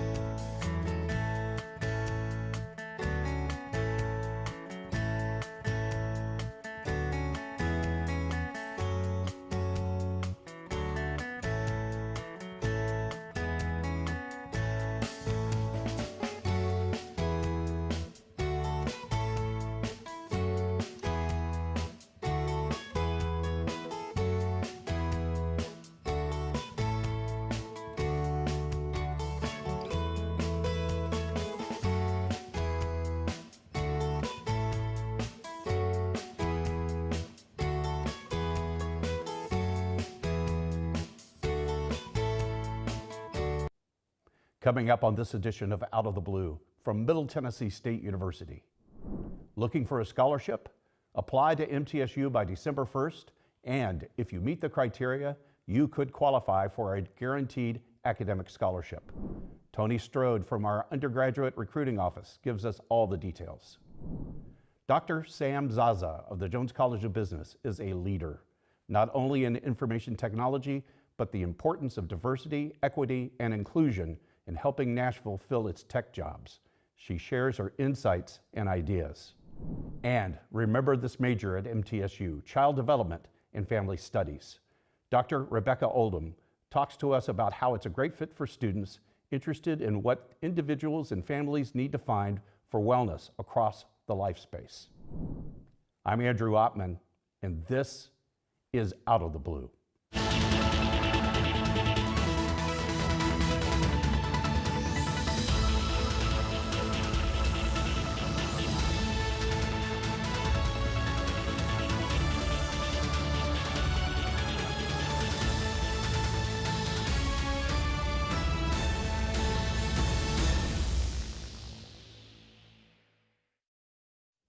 Welcome to Out of the Blue. I'm Andrew Ottman. Looking for a scholarship? Well, you need to apply to MTSU by December 1st. If you're an incoming freshman and you meet our criteria, you may qualify for a guaranteed academic scholarship.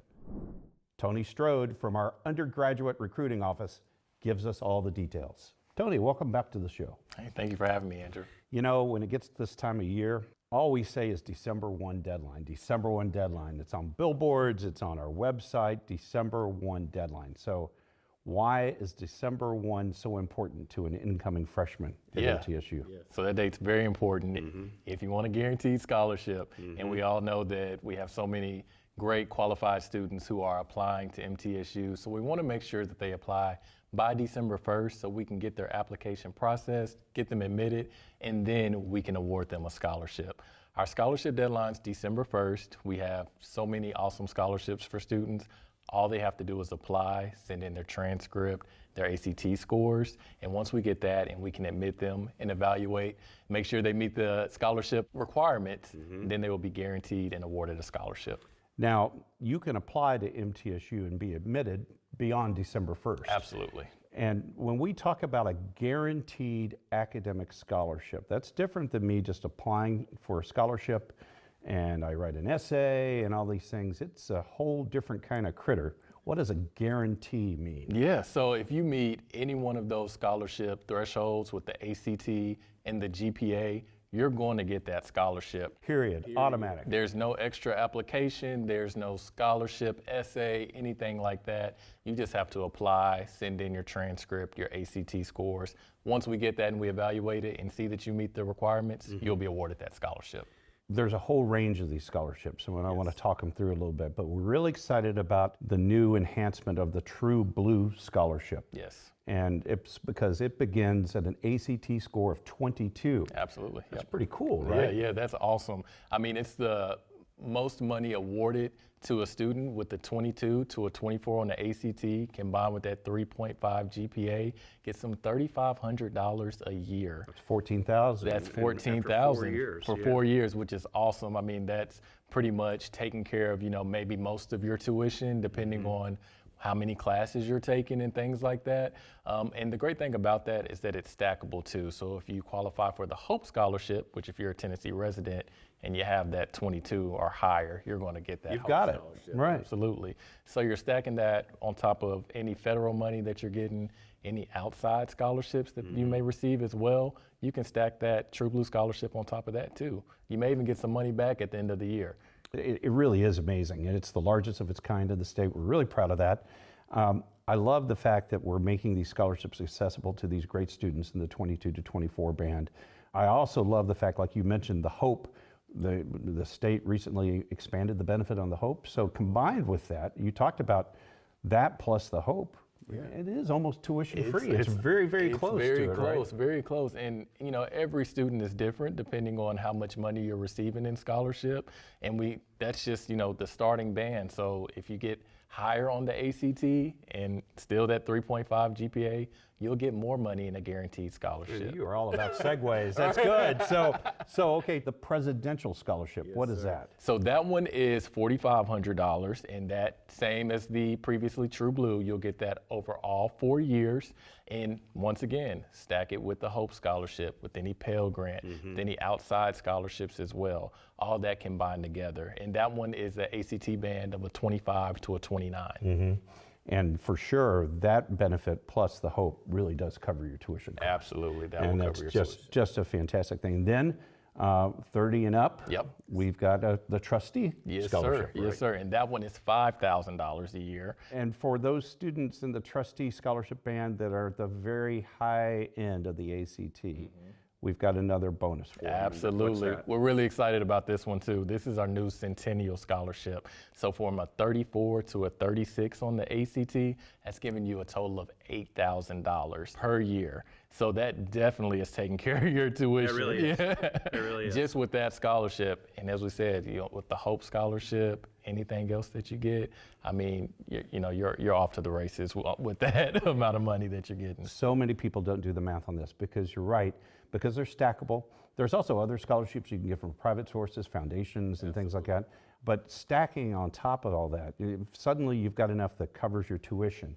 Then you can start chipping into like room and board. Yeah. And then you start chipping into money in your pocket after the semester is over. Absolutely. I know several great students who have managed their scholarship budgets such that when they leave with money in their pocket to go into the real world. Absolutely. And I don't think enough people talk about that. No, I mean, I don't think they do either. And then just being able to graduate debt-free. Right. I know here at MTSU, we already have students graduating with very low debt, but even just getting out of, your bachelor's degree with no debt and actually making money, being paid to go to college, I mean, you can't get any better than that here. Tony, there's so many scenarios where you can go to MTSU for tuition free. Where can I find out about this?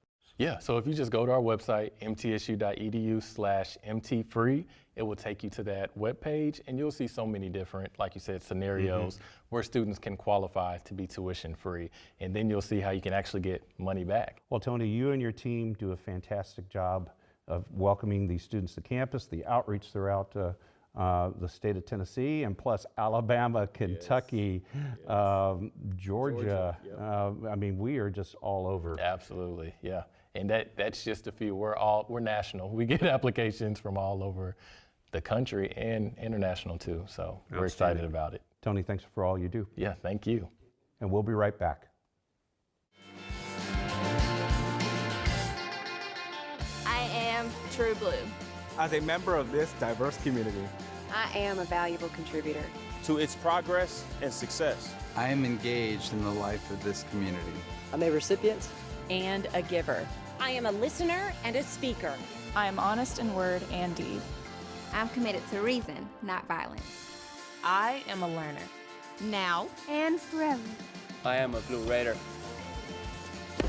I am a Blue Raider. I am a Blue Raider.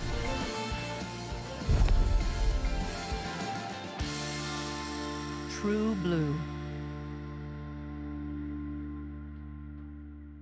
Do you want more from your college experience? At Middle Tennessee State University, that's exactly what you get. More majors, more opportunities, more guaranteed scholarships. Up to $32,000 over 4 years. MTSU, Tennessee's University of Opportunities.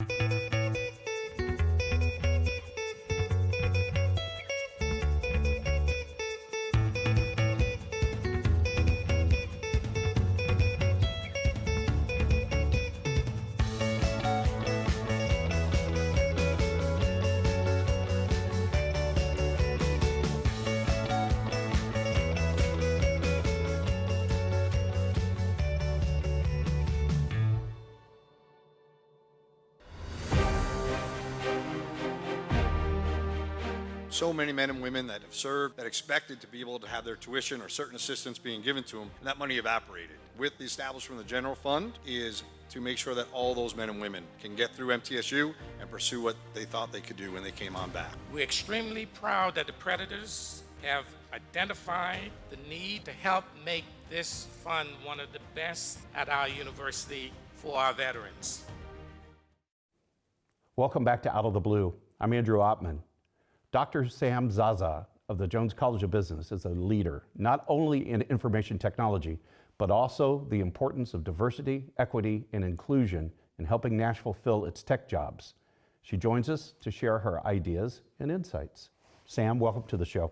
Thank you, Andrew. I appreciate it. You know, we bump into each other, it seems like all the time on campus. We do. I mean, there you are, here you are, and it's great to have you come to the studio because I really wanted to talk to you about your work in IT, how you're really trying to expand the pool of qualified candidates in IT, recognizing the great opportunities in the Nashville area, but you've also got some great stories about your journey here, so let's get started. So let's talk about first, you know, Nashville is a tech center and the opportunities and challenges that they face as a result of that and how your expertise is helping guide some of those conversations. Of course. So Nashville is booming. Everybody want to come to Nashville. But there is one issue that you hear a lot from organizations and companies, that they're not able to find IT talent. Mm-hmm. So to counter that, I feel we need to prepare the workforce early on, starting from our students. One part of that is to provide study abroad programs for them, to expose them to that international aspect, to see other perspective, other subjects, other point of view. And actually, we did one of that. We internationalized a course where we did a joint course with a university in Brazil, and then we did a joint project, me and my colleague. Actually, it was his course. So we did a joint project with them where our students will do the same project with Brazilian students. And then at the end of that course, we elected 4 students to go actually to Brazil to meet their counterparts. And then we did a paper about what we did, the internationalization, and we presented at a conference. Such a great priority at our university about study abroad and international opportunities. Dr. Robert Summers, who I know is one of your colleagues, our Vice Provost for International Affairs, such an advocate for those things. Why is it important, in your perspective, from the IT perspective, for internationalization? How does that help prepare a better prepared candidate? I think it is important because for over the last 40 years or 45 years, all the research indicated that there is an IT shortage. Mm-hmm. So for 40 years till now, we were not able to solve this. Mm-hmm. A ton of research has been done. But nowadays, DEI, diversity, equity, and inclusion, is a big thing for employees, specifically for IT professionals. They want to be hired, yes, but also they want to be included in the culture of the organization. Right. So one thing that I advise organizations and companies is to have their environment as inclusive as possible. There are a lot of remedies to create such environment, but this is one way of really attracting IT talent. Mm-hmm. We as higher education institutions, we are doing our part of trying to internationalize our courses, to expose our students to that aspect, to tell them that, hey, listen, there are other people who are also in the same domain. So having that exposure to other people will help them build that skill to really be cognizant of other people, other culture, other beliefs, and all of that. So this is key, actually, because if you look now, employees before COVID are different than the people after COVID. COVID changed people. Employees and IT professionals are thinking about their priorities. Yes, they want a good pay, they want a job, but they want quality of life too. And inclusion and diversity and equity actually help. While diversity is something that you can see and you can easily report it, inclusion is invisible. So unless you make dedicated practices and policies and intentional practices to make the perception of inclusion at your company visible and understood and well communicated among employees, it's gonna be hard for organizations to really retain, not just hire, to retain the IT talent that they have. We talked off camera briefly and you talked about, yes, there's a lot of IT vacancies in the national market. And it's easy to think, well, gosh, that means folks are just going to rush to fill those jobs. But there's such a competition for that talent, that experience. And one of the points you made to me about the international studies is that that helps give some of our students that might be just entering into that job market at least a little bit of a boost up from a resume standpoint and a perspective standpoint that might allow them to compete against someone that maybe had a little bit more time and grade and job. Correct. So one thing is that I do believe that I encourage every student to take study abroad. Because if I'm an employer and I have the same CV, but I see somebody who really took a step outside the US to meet other people and spend some time in an educational setting as an employer, I'll choose that person because I know that person dealt with uncharted water for that person and he was able to gain something. That is something very essential in today's industry, today's market, that students need to have, and also fresh graduates need to have that international aspect and experience. Now, while organizations are really looking for IT talent, they always ask for at least like 3 years of experience. I encourage students to do the internship, but also to add that international aspect to their resume. It really helps. Professor, thank you for coming on the show, and thank you and congratulations for all you're doing for our students in our university. Thank you, it's a pleasure, thank you. And we'll be right back. Do you want more from your college experience? At Middle Tennessee State University, that's exactly what you get. More majors, more opportunities, more guaranteed scholarships. Up to $32,000 over 4 years. MTSU, Tennessee's University of Opportunities.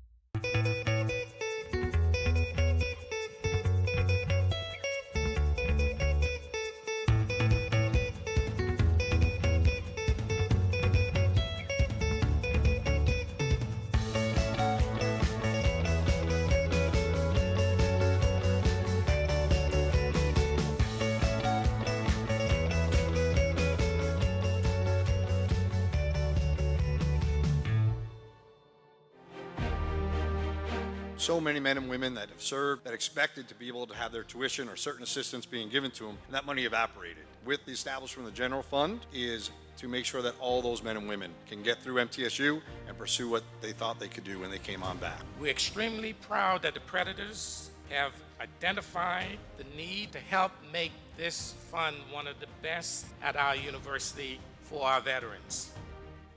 Do you want more from your college experience? At Middle Tennessee State University, that's exactly what you get. More majors, more opportunities, more guaranteed scholarships. Up to $32,000 over 4 years. MTSU, Tennessee's University of Opportunities. Welcome back to Out of the Blue. I'm Andrew Ottman. Remember this major at MTSU, Child Development and Family Studies.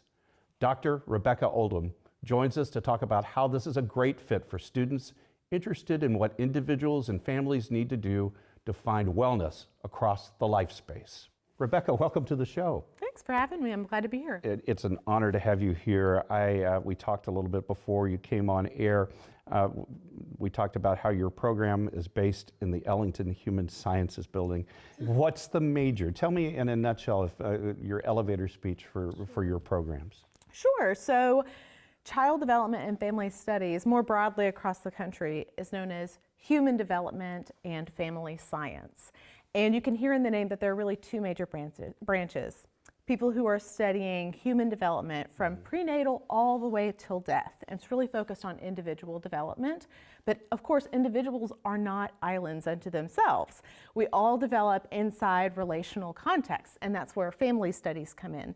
And so our students come into the major and they could have varying interests related to anything related to prenatal development, child development, emerging adulthood, middle adulthood, older adulthood, death and dying, or they may be interested in things like romantic relationships, friendships, siblings, sexuality, contemporary families, society at large in the context that families develop in. So it's a really interdisciplinary field. We draw from sociology, we draw from psychology, neuroscience, a lot of different theories and methodologies to do the kind of research we do in this field.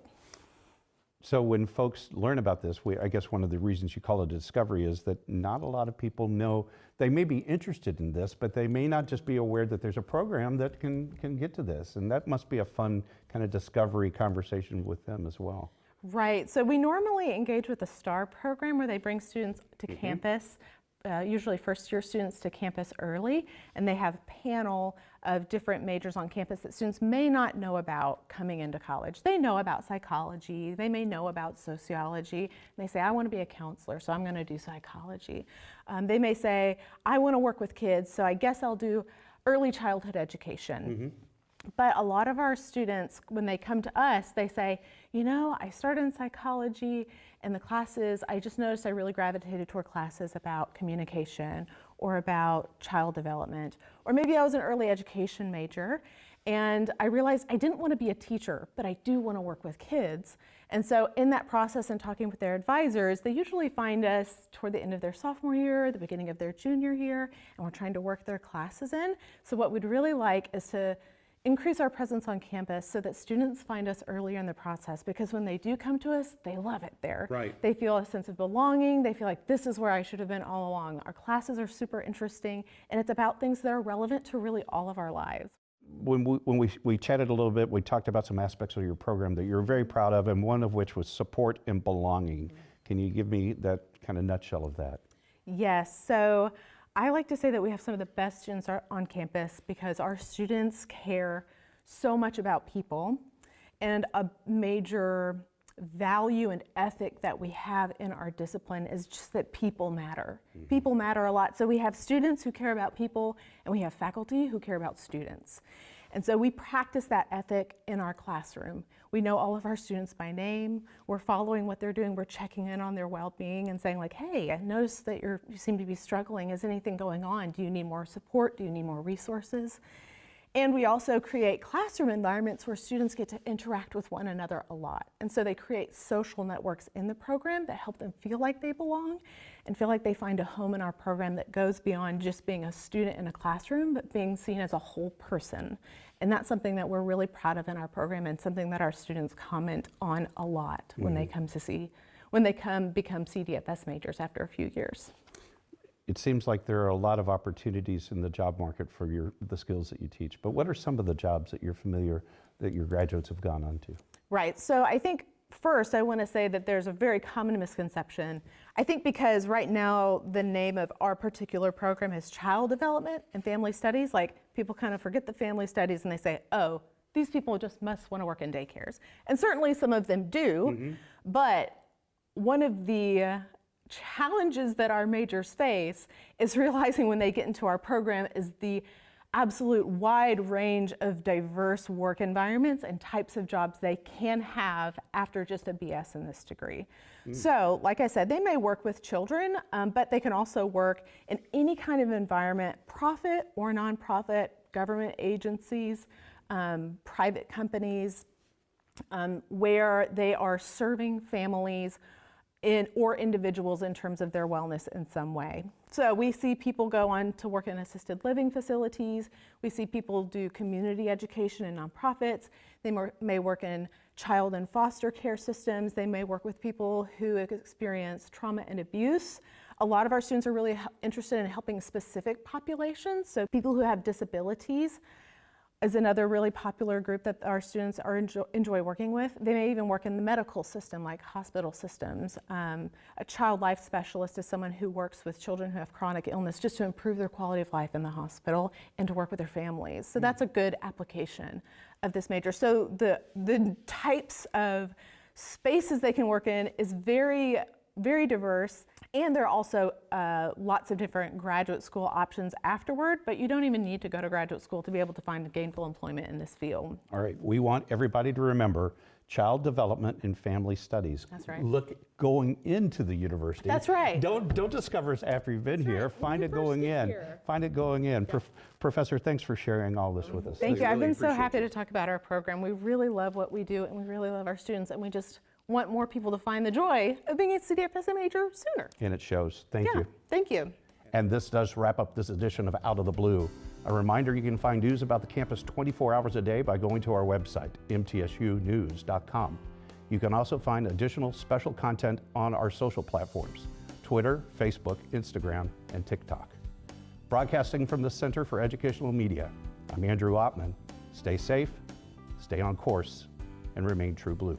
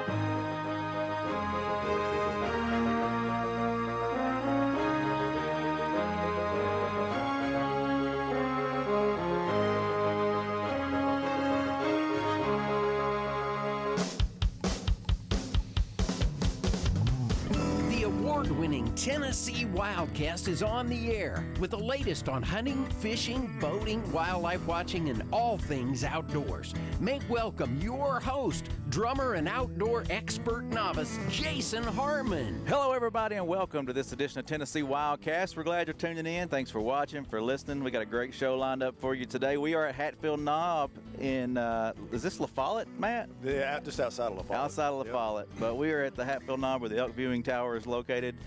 We're going to do a few shows up here on the hill, and we're going to do some shows about elk, and we actually saw a few walking around out there earlier, so stay tuned. Keep coming back because the next shows are going to be about elk. But today we have Tony Smotherman with us. We're going to talk about muzzleloader hunting, which is coming up this weekend. Yes, we're right on the cusp of it. Tony, you're going to meet in just a minute. He always says muzzleloading is his favorite time of the year. So all day long, my man. Should have plenty to say. Yeah, it's been a good fall, been a good archery season. It's still a little warm, but I think it's like 80 degrees today while we're standing here. I know. Can you believe that? It's almost November. People are having fun though. People are getting outdoors. I've seen some decent deer. People are having a good time out there, and but this is my favorite time of year. Absolutely, man. The colors. It's football season. I said that last show, I think, and it's deer season. It's time to get the muzzleloaders out there. They're rutting. They're moving. It's gonna be fun. Great to be a Tennessean. Sure is. And I got to mention UT Vols. I mean, you know, I knew after the Alabama win, and then they won something last week. Yeah, they won. I was in a tree stand. Yeah. I didn't get to watch. So yeah, pulling for the Vols. Tony, you are with BPI Outdoors, and tell us a bit about yourself, kind of how you got to where you are today, and then we'll dive into muzzleloader hunting. Well, I got to be quite honest with you. If I talk about that, we're going to have to pull up a chair and ask for more airtime. But at the end of the day, I've been a very blessed individual. I've been working in the hunting industry, well, the better part of 30 years, which sort of dates me here now. But I started in the outdoor industry at 19 years old as an outdoor rider. Awesome. And at that time, there was no cell phones, no technology, no emails, none of this iPad business. There was none of that. So like when I wanted to be an outdoor rider, it took months just to get somebody to even, because I had to snail mail, write somebody a letter to the editor and go, hey, I sure would like to write this article about hunting with a muzzleloader. Well, 6 months later, I'd get a snail mail right back in the mail. So it's been a huge change from when I started to where I'm at now. But I started out as an outdoor writer. I started out writing for our home state publication called Tennessee Outdoor News. Okay. So I was 19 at that time. I ended up purchasing the magazine when I was about 24 or 25. Ran it for 10 years. And as I was doing that, I realized that you had to come up with queries, basically submissions, things you wanted to write about. And the publication I love to read most and still love to today is North American Whitetail. It's about big whitetail. And at the time, Tennessee, did not have big whitetail. Yeah, we're getting better. We do now. So I would read North American Whitetail to read about these big bucks and how these guys harvest these big bucks. And I noticed that most of these big bucks were from the Midwest at the time, okay? Well, I grew up hunting with a 270 here in Tennessee. Well, guess what they don't allow in the Midwest? High-powered rifles. High-powered rifles. So I had to pick up a muzzleloader. So I started hunting with a night muzzleloader, an MK85. That MK85 come out in 1985. I started shooting it in 1993, I believe it was. So I started really falling in love with a muzzleloader because I had no choice but to hunt with a muzzleloader if I wanted to write about adventures and big bucks and things like that. So I had to go basically where the big bucks lived. Again, at that time, it was not here in our home state of Tennessee. So I started hunting exclusively through the Midwest and basically just dropped hunting with a centerfire because I spent most of my time hunting those Midwestern states to try to find big deer. And I realized that I was really enjoying it. I liked the challenge. I liked the challenge of taking a single bullet and measuring some powder and putting in the gun, because I'm a mechanical-minded guy. I like building hot rods and building things. And when you shoot a muzzleloader, you kind of build a load every time, and you understand what mechanically makes them work. That's what drives me to a muzzleloader, I think, other than the great opportunities across the country. But you would load your powder, load your bullet, and I really enjoyed that aspect of it. I love tweaking the loads from 80 grains, 90 grains, and seeing what they would do and how the groups would change. So that really drew me in. So when I was writing for TON, most of my stuff was about muzzleloaders, and then I inadvertently crossed paths with somebody that worked at Night Rifles. started by Tony Knight. Basically, the reason we're here today, the reason we have inlines today, he created the inline in 1985, the MK85. So I started working for those guys kind of as a pro staff guy, if you will. Yeah, yeah. And ended up started writing monthly columns in their paper, if you will, magazine. Their magazine was called Up in Smoke. So I would write articles in their publication and end up writing all the safety and instructional DVDs for every gun. So every time somebody bought a Knight muzzleloader, it would come out with a instructional DVD about how to use and clean and maintain your muzzleloader properly. Well, I was the guy behind the scenes actually writing those DVDs. Wow. And then got What's into... a DVD? No, I'm just Yep. For you kids listening. Again, dating me right now. Again, dating me. And then eventually stepped in front of the camera, as we are here today, and started hosting the DVDs that I was writing behind the scenes for. So I got very intrigued about television, if you will. So from there, I stopped being so much of an outdoor writer and stepped into doing more television stuff and ended up hosting their television show on the Outdoor Channel for many years called Night Rifles Born to Hunt. So after that, I was just muzzleloaders all in. I didn't pick up a centerfire, until like 3 years ago. So I went full muzzleloader for like 20 years. Wow. Yeah, and that was from Newfoundland to Alaska and then pretty much everything in between, hosting those outdoor TV shows and all with an inline. When we first met, we went on a turkey hunt together, Governor's One-Shot Turkey Hunt. That was an awesome hunt. If you hadn't seen that, go back to our YouTube channel. It's still out there. Still there? Still out there. My goodness. And stuff goes on the internet, lives on forever, apparently. Does. Be careful what you put on there, kids. But that's an awesome hunt. It needs to stay there. People need to watch it. But you were shooting a CVA that day, but it was you had the 12-gauge barrel on it, which I think is cool about CVA. You swap out those barrels, and I guess you can still do that these days. Well, we've drifted away from that, but that gun was called an Apex, and it had the interchangeable barrels from 223, 300 Win, and then to the 12-gauge turkey gun that we were using on that particular That was a fun hunt, but we won't linger there. But muzzleloaders are awesome, and that's why we're here today to talk about it. I think that's an awesome story, how you come from the ground up. I mean, no doubt. I just knew that I wanted to be in the outdoor industry. Your paper just blew off right there. Let's catch that. You'll keep going. I just knew I wanted to be in the outdoor industry, and it wasn't obviously for fame or fortune. I kind of grew up in a situation where here in Tennessee, I grew up as a coon hunter. From 4 years old till I could carry a wheat light. Some of you guys may know what a wheat light is. I carried a wheat light on my side with a helmet on, a little hat or a hat lamp. Yeah. And we coon hunted for years, and then things change as you get older, and I found cars and girls and found other things that I shouldn't have been into, some alcohol abuse. Of course, as a teenager, you try to do everything in the world, and I was going down the wrong path as 13, 14, 15, 16, a little bit of blur those years. But I met a kid in high school that was a big bow hunter. He goes, "Hey, man, you ever tried bow hunting?" I'm like, "No, man, I sure hadn't." He said, "Well, let's try it." Wow. I'm like, "Sure, okay." That's cool. So he got me into bow hunting, and I didn't realize at the time what a bad place I was in. I thought I was the cool kid, but I really was in a bad spot. And this kid got me into bow hunting, which literally captivated every ounce of my time and stopped me from the Friday night, Saturday night parties. Therapy of the outdoors. Outdoors saved me. Yeah. No, all jokes aside, the outdoors saved me.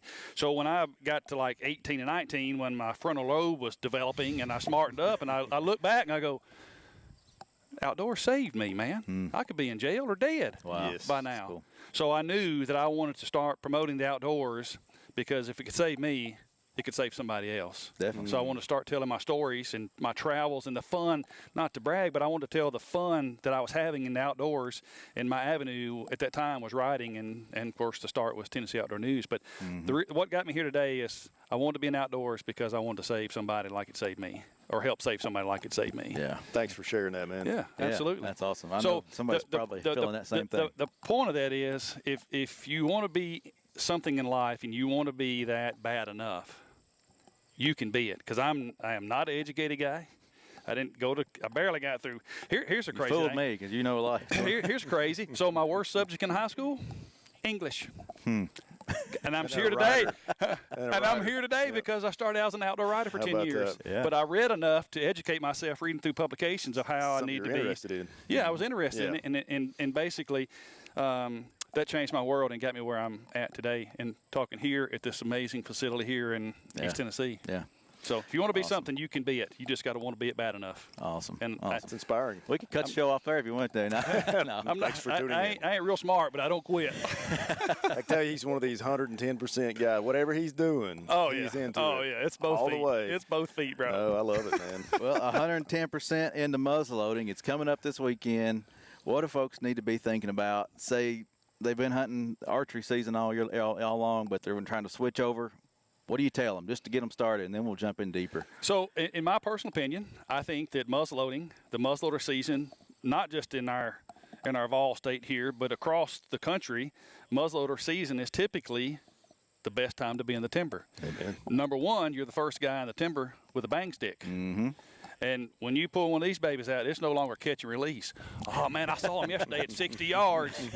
Don't let him show up muzzleloader season at 60 yards because it's almost too close. All right. So you're the first guy in the timber with a bang stick. And then, of course, the weather's typically getting right. And then all through the Midwest, the really great states everybody talks about, big bucks, and even when you get into Kansas and Oklahoma and Nebraska, they all have amazing muzzleloader seasons that if you don't pick up one of these, you guys are missing the boat, because these extend your opportunity to be in the timber at a really good time, either early season like we're coming into probably pre-rut sort of here in Tennessee, or late season Nebraska when bucks are back on feeding patterns and they're coming to the same food source every day. And if you're not hunting with a muzzleloader, you don't get the opportunity to see that. Yeah. And even better is when you go to Kansas. Kansas has an early muzzleloader season like September 10th. Well, guess what the bucks are doing at that time? Every one of them is coming to the same food source every day with all their cousins. 15 bucks show up in the field every day at 4 o'clock. A lot of social activity. It's like going to the grocery store. When you go to the grocery store, you want to buy a steak, you don't go look at one steak. You look at 15 of them, go, I kind of like that fatty one right there. Yeah. So in Kansas, if you have a muzzleloader, you have an opportunity to hunt bucks when they're all together and they're doing the same thing every day. Pattern them and take your pick. Yes. Wow. Yes. Where we're in Tennessee, yes, great time. Weather's getting good. But it can be hit or miss because they're starting to think about ladies again. Right, right. And now that's, he's not on camera anymore because he's on 2 farms over. So the rut's a little bit of luck in my personal opinion. Sure.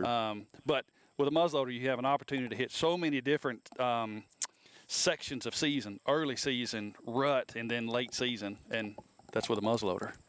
Well, our past show, one of the most recent shows we shot, we talked about how that transition's happening, and those bucks are now, like you said, with those does, hanging out in different areas than what you're used to. Your mindset has to change, right? Oh, you bet. It's a new game. I know everybody right now is changing their cameras, they're changing stand sets because they're going off acorns, and now they're getting on scrape lines and things like that. So it's time to shift. You stay mobile with your stands, or are you pretty much finding a stand, you staying there? I have multiple stands on multiple farms for every different wind direction in the world, but I typically keep them on lock-on style or ladder stand style. I don't really climb with a climber anymore. I'm getting a little older. So I like to put them up early, but deer are creatures of habit. Most of the farms I've hunted for years, so I got history. I already know what they're going to do before they're going to do it, sort of. Where they're going to do it at. Yep, so I have lock-ons up in preparation for that. So now it's time to shift. Lock-on's already up. I've already been in there in August to make sure the straps are good, make sure everything's tight, make sure the seat's good. I just have to change with them. I think that's a good point to make to a lot of newer hunters. Deer will typically do the same thing in the same place year after year after year unless there's something that has pushed them out completely and discouraged them from that area. But they will leave those scrapes and rubs and have that social interaction pretty much in the same areas year after year. They're very repetitious critters. And so you think about it, you think, well, maybe that's not true because I shot the big buck off my farm last year. Well, I like to say when one dies, 3 come to the funeral. Because you kill that big buck, guess what? Somebody's going to take over his spot. That's right. And he may not have been the guy you saw on that scrape line last year, but I guarantee he's been to that scrape line because that scrape line is a social hangout for everybody. So even though that spike buck showed up that scrape line last year, he might be an 8-pointer this year, or whatever the case may be. Right. He'd be a bigger buck this year, and he wasn't a man last year, but he could be the man this year. Back on the same scrape line, though. Exactly. Creatures of habit. Yep. Yep, for sure. One thing I'm glad you mentioned was that safety aspect, checking those straps and stuff. You That's bet, something we man. don't talk about enough is the tree stand safety. You're right. You know, wear that harness. Make sure your straps are not dry rotted from the year before. Make sure the squirrels ain't eat them. That's true. Yep. It can be dangerous. So double check those. And if you're one of those hunters that like to leave it out all year round, make sure you check it for that next season. That's me. That's you. Maybe because I'm getting lazy. But I do go in and check the straps, though. You talked about hunting property you've hunted all your whole life, but what about that public land guy who's maybe new to an area, hitting that public land? He knows it's muzzleloader season. What's your tips for him? I mean, he's coming in blind. Are you looking for some of the same sign you're looking for on a private land? So in front of me is bolt action muzzleloaders, break open muzzleloaders with adjustable cheek pieces, all this fancy stuff. All this is the new bullets here. All this is technology. Well, this phone right here has give us a lot of technology too, and helped us to hunt new properties like Onyx maps and all these base maps and all this kind of stuff. How'd I know he's going there? Well, I don't work for neither one of those guys, but I do use them a lot because, like, literally, you can go, "Hey, Tony, I got a piece of property in Kentucky. How about you check it out?" I'm like, "Yeah, ain't no sense driving up there. I just pull this baby up, find it, and I know right where to put a tree stand at just by looking at it from the sky." Yeah. Maybe in this country here, in this elk country, it may be a little tougher because there ain't no those bottlenecks elevations. and draws over here much. Can you give a 2-minute tutorial No, on he can't do 2 how minutes. you read the I can't do land 2 minutes like on that? nothing. No, you ain't kidding. 20 minutes. What do people look for if they're going in blind to hunt a place? What we want to set up a stand to muzzleload hunt. You know, so if you read an article or read a publication, there's probably going to be some article in there of how to deer hunt, where to find big buck sign, all this kind of stuff. That's what's in the print publications now. That's what sells. That's what sells now. Yep. And like literally when they talk about bottlenecks and pinch points and draws and funnels, a lot of that stuff makes sense to me when I think about a funnel. It's how to get oil in a car engine. But basically, they mean it's a pinch point. It goes from here to here. Well, when you find one of those, everybody's going to go through there because it's a tight spot. And that typically is where a field narrows down or something like that. You can find them from the sky in about 15 seconds. Go, oh, yep, I ain't never been there, but I'm going to put a tree stand right there. So from the sky, you always try to look for those pinch points because that's always the place where a deer is going to travel because they're not going to come through the timber and then just blankly run out across a 40-acre field unless they're being pushed by something. They're going to hold the cover, and from the sky, it's pretty easy to read. Yeah. And again, I'm not a real smart guy, but it's pretty easy to read. Can you see deer trails on X? Have you ever zoomed in that much where you could identify winter trails or anything? So not so much here, but like Iowa, all day long. Oh yeah, wow. The trails up there as wide as this table. And about that deep. Main Street, bro. Wow. Main Street. So you can see stuff like that. Especially, and of course, it depends too when they took the photo for Onyx or whatever. Sometimes sometimes they have foliage where you just can't see down into it because of the canopy. But sometimes you can. So yes, you can. There you go. That was 2 minutes. Hey, that's good. Yeah. Well, and I've just skimmed across the top too, boy. No doubt. Well, we're here about muzzleloaders, and I love CVA. I shoot a CVA myself. It's an older one, but they're good guns. Let's show some folks, if they're new to hunting, you know, whether they buy a CVA or not, what are they looking for the season? What do you suggest when they go shopping for one? And then let's get to the range and talk about sighting them and being ready. Well, you know, there's in today's world, just like going to a car dealership, there's 50 different kind of makers on the shelf. You know, we have other companies that are in the business as well. Fortunately for us, we've been in business since 1971. We are the #1 muzzleloader manufacturer in the world. I feel very prejudiced that we probably make the best muzzleloaders in the world today. And, you know, it comes down to caliber choice and fit and feel. Like this gun here is our new HTR. This is a bolt-action gun. This gun here is a Acura LRX, which is a break-open style. This gun is not for everybody. It just takes a little more effort to utilize. This break-open style, much easier to use. I think the biggest caveat is what distance do you plan on hunting? Or shooting, I should say, not hunting. And in Tennessee, there's not a lot of long-range stuff. Right. And so then that separates us down from 45 caliber or 50 caliber. Since being in the muzzleloading side of the outdoor industry, the 45 caliber has come and gone like 3 different times. It's like it's a rocket ship. It'll come in and it's awesome. And then to get right to the top where you think it's going to hang on and it just dives away and falls off again. So 4 years ago, we started playing with bringing a 45 caliber out again, but we changed things up. And I think the reason that the 45 come in so quick and then went out so quick is that back in the day we were basically trying to make the 45 caliber a rocket ship. We were shooting wicked small bullets, like 200 grain bullets, some 175s, really short bullets. And if you think about it, if you're a bow hunter, if you remember, golly, this dating thing. All right, so this dates me too. Okay, so do you remember the days of the overdraw when everybody shot really short arrows? Yeah. Well, they wanted speed. Okay, well, that's like the 45 caliber. It come in, and you don't see anybody shooting overdraw anymore. Everybody shoots full-length arrows because a longer projectile, whether it's an arrow shaft or a bullet, stabilizes better in flight. So everybody would get the 45 thinking, oh, they're super fast, but then they realized that they lost steam quickly because the bullet's so small. It didn't have forward and moving inertia. No different than me standing here as a 200-pound guy or a big giant linebacker standing over here at 400-pound or whatever they weigh. If we're both running side by side and we both slam on the brakes, it's going to be harder for him to stop it as me. He's got more force. He's got more force moving forward. So I think that the demise of the 45 caliber over the course of time has been that we always shot smaller bullets. Today, this bullet here we designed specifically for our 45 caliber. This is a Power Belt ELR. This is a 285. So it's quite heavy, but it's also extremely long. The longer the projectile, long arrow, short arrow, the longer the arrow, the longer the bullet, the better it stabilizes in flight. More kinetic energy it has, the better it flies at distance. So I think now that we've stepped into the technology world the last 4 or 5 years and to muzzleloading, the 45 caliber is here to stay. So the biggest choice is how far you want to shoot.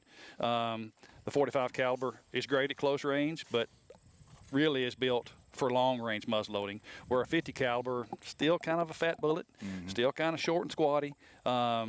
So if you're going to be 200 in, 50 caliber's your man. If you want to be 100 to 700, 45 caliber is your play. Wow. That wasn't even in the discussion, that kind of yardage a few years ago. Hey, it's out of nowhere. Bro. Yeah, with a muzzleloader, In 1992, when I started this game, it's dates, man. In 1992, 75 yards was our play. 75. 75. That's just getting cranked I can throw this gun pretty good at 75 yards, bro. So, yes, things have changed tremendously. And here's another thing. We're kind of getting into a rabbit hole here, but if you're a reloader or a centerfire guy, one of the things that's very important to you when you pick a projectile is ballistic coefficient. And ballistic coefficient is basically, in layman's terms, how this bullet cuts through the wind. We have never, ever, ever, ever, ever, ever talked about ballistic coefficient in a muzzleloading projectile until like 3 years ago, because basically we were shooting a big hunk of lead and there was no BC. It's like shooting a piece of plywood. It didn't cut through wind. That's the reason we were talking this 75-yard business. But today we talk ballistic coefficient of muzzleloading bullets now. So amazing push forward from just not too many years ago. Before you go too far on something else, I do want to mention these bullets. They're not just accurate. They kill. Oh, man. I will vouch for them all day. I think we've shot 7 deer since we've started hunting with these and recovered every one of them. Your old Power Belt, not to pick on Power Belt, we lost a lot of deer that we shot what looked to be good shots on them, just wasn't able to recover them. You bet. These did the job. Yeah, so the ELRs are a totally redesigned projectile. Even though it still is under the Power Belt brand, we still make it in our same facility that we made Power Belts years ago, but it kind of goes along the same premises of what we talked about today: technology, headphones, technology, guns, technology. We've changed the projectile makeup basically. Yes, it's a Power Belt, still has a gas check at the back, still has a copper coating on the side, but we made them to where that they perform under Magnum charges that we shoot in muzzleloaders today, to where they don't come apart, where they don't flatten out. They have controlled expansion by putting a certain material inside the lead that I can't mention. But it's the old saying is it's not your granddaddy's bullet. Yeah. It ain't your granddaddy's bullet. The Power Belts that you're talking about, yes, they do have a bad rap when you do a search on the World Wide Web, but those bullets that you're talking about, they're shooting bullets that we designed years ago to shoot 80 grains of powder, and that was GoX, black powder is when old school, legit black yeah, powder. and now they're still taking some of those bullets, just being uneducated, and they're running them in hot rods like these, and they just don't perform. These ELRs. So if you see an ELR bullet, whether it's a 40 or 45 or a 50, they're a whole new makeup and matchy powder. Matchy powder, man. They're wicked. Yep, they are wicked. So, yes, it doesn't bother me to hunt with these here whatsoever. They're amazing projectiles, and we're talking BC, controlled expansion. In our 40 cal, we're talking 2,700 feet per second muzzle velocity. I mean, they're awesome. And, you know, the great thing about what I do here at CVA, I work with all aspects of media, and that's TV shows and magazine owners, editors, publishers, YouTubers, podcasters. I get to work with every line of media, so I hear a lot of wonderful stories. And, yes, it is hunting season. And, of course, right now out west, those guys have already been through muzzleloading season and for elk and mule deer and stuff like that. So lucky on those dudes. But I'm getting wonderful stories on a daily basis right now where guys are taking these new Paramount guns and a 45 caliber and efficiently and very effectively harvesting elk at 600 yards. And I know it seems like, oh my goodness, that's a stretch. Yeah. It is, but with optics like we have today and modern propellants like Blackhorn 209 and modern bullets that is designed to shoot with today's guns, that stuff's very possible. They're doing it all. They've been doing it for the last 2 months out west in Utah, Idaho, all those great western states has got elk. Speaking of elk, yeah. And like you told me before, I mean, I bought one of these thanks to these guys. They introduced me to it. It's an awesome gun, but they will mail this gun to your doorstep. That's what's awesome about it. That is pretty awesome. Explain that to So people it's like if you go to Amazon. Sorry. No, you're good. I always got a comedian in a bunch. So it's like I say, it's like going to Amazon to buy a pair of socks. You order it on Amazon, 3 days later it's on your doorstep. These guns are the same way. So there's other bolt-action long-range muzzleloaders on the market that you can purchase today. But the CVA line or family of Paramounts, which we have the original Paramount, and we have the HTR, and then we have the Paramount Pro. So we have 3 in the family right now. And they're the only bolt-action muzzleloader on the market that you cannot alter when it leaves us. So even though it's based off a Remington 700 platform and it's bolt-action, it is always and can only be a muzzleloader. So it ships right to your door just like a Wolf would, which is our entry-level muzzleloader. Sure, so, sir. Yeah. Man, a lot of information. We didn't even cover everything. Can't believe it's over. Yeah, time flies by. Muzzleloader season is opening up this weekend.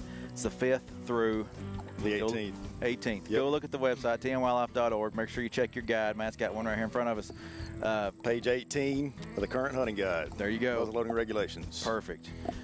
Get outside and enjoy what Tennessee has to offer.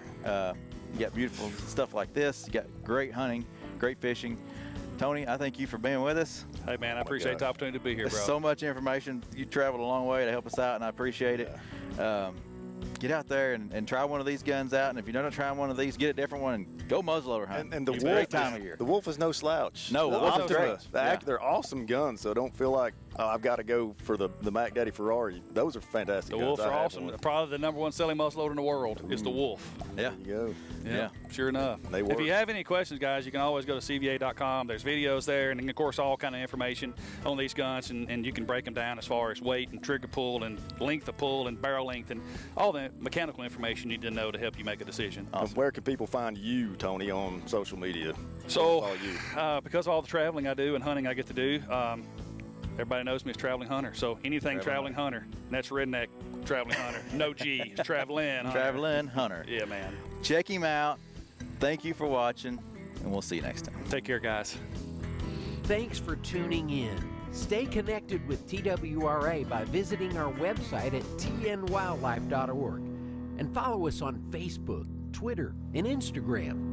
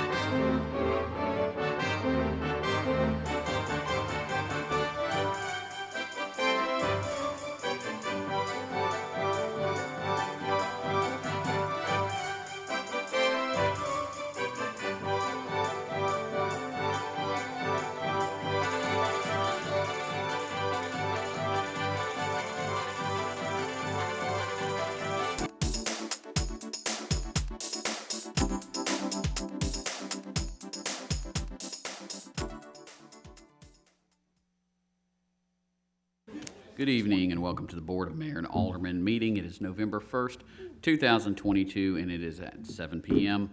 Call this meeting to order. We do have a quorum. Tonight, the prayer will be with Vice Mayor No, and the Pledge of Allegiance will be with Dr. Bill Burns. If everyone will please rise for the prayer and the pledge. Let us pray. Our most graciously and heavenly Father, we come before you this evening with humble hearts, open minds, bowed heads. Lord, we would ask that you watch over our fair city. Thank you so much for an incredible, beautiful day in your world, because we know that without you, nothing is possible. Lord, we ask that you help this board make decisions that will benefit all of LaVergne and its citizens. And these things we ask through your Son, Jesus Christ. Amen. Amen. Dr. Burns. Ladies and gentlemen, my name is Dr. Bill Burns.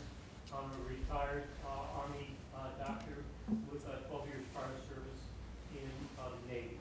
If there are any veterans here tonight, would you please raise your hand and be recognized? Okay, thank you very much. Ladies, there's a small token of appreciation. I'd like you to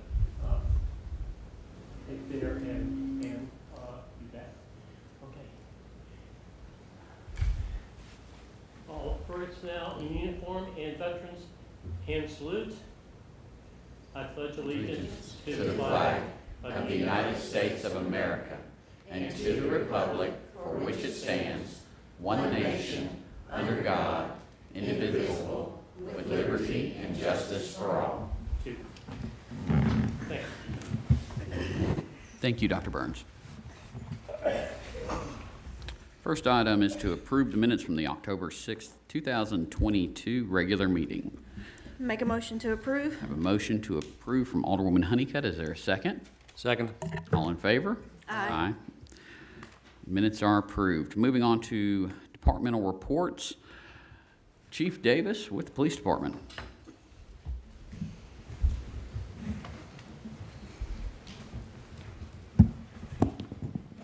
Mayor, Vice Mayor, Alderman, you have your crime summary for the month of October in your packet here.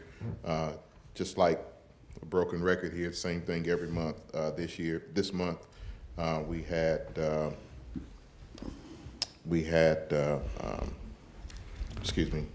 10 cases where motor vehicles were broken into, and all 10 of those motor vehicles were left unlocked, resulting in one firearm being stolen out of that vehicle in the hands of a criminal in the city now. Also in the package, you see activity from the officers.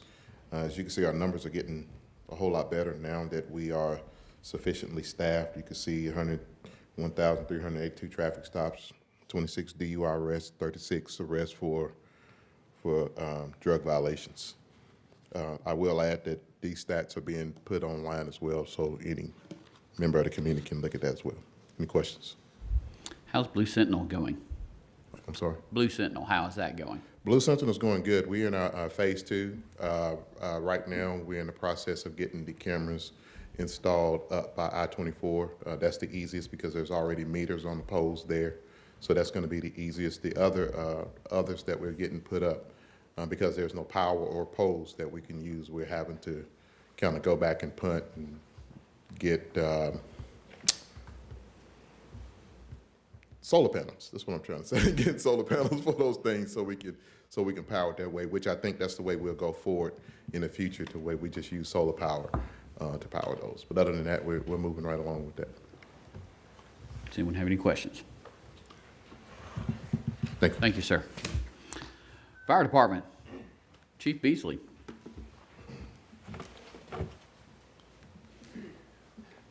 Thank you, Mayor and Vice Mayor, Alderman. I trust that y'all have had an opportunity to review the reports, and as you can see, there's no new trends. We're on par with everything that we do month to month.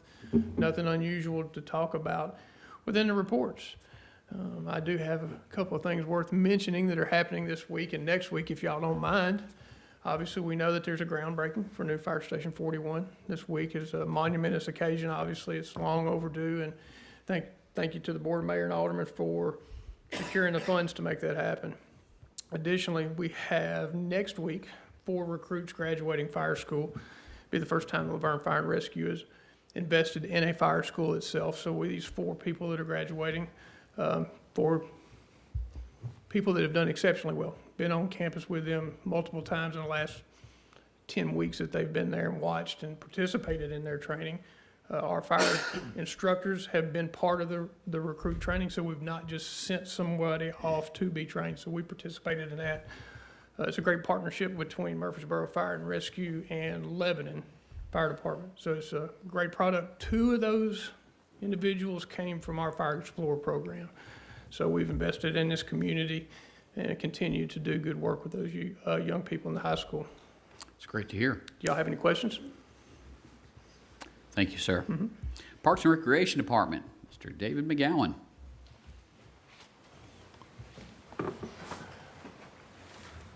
Mayor, Vice Mayor, Board, thank you. You guys have the numbers for you for the month for the Parks Department in front of you.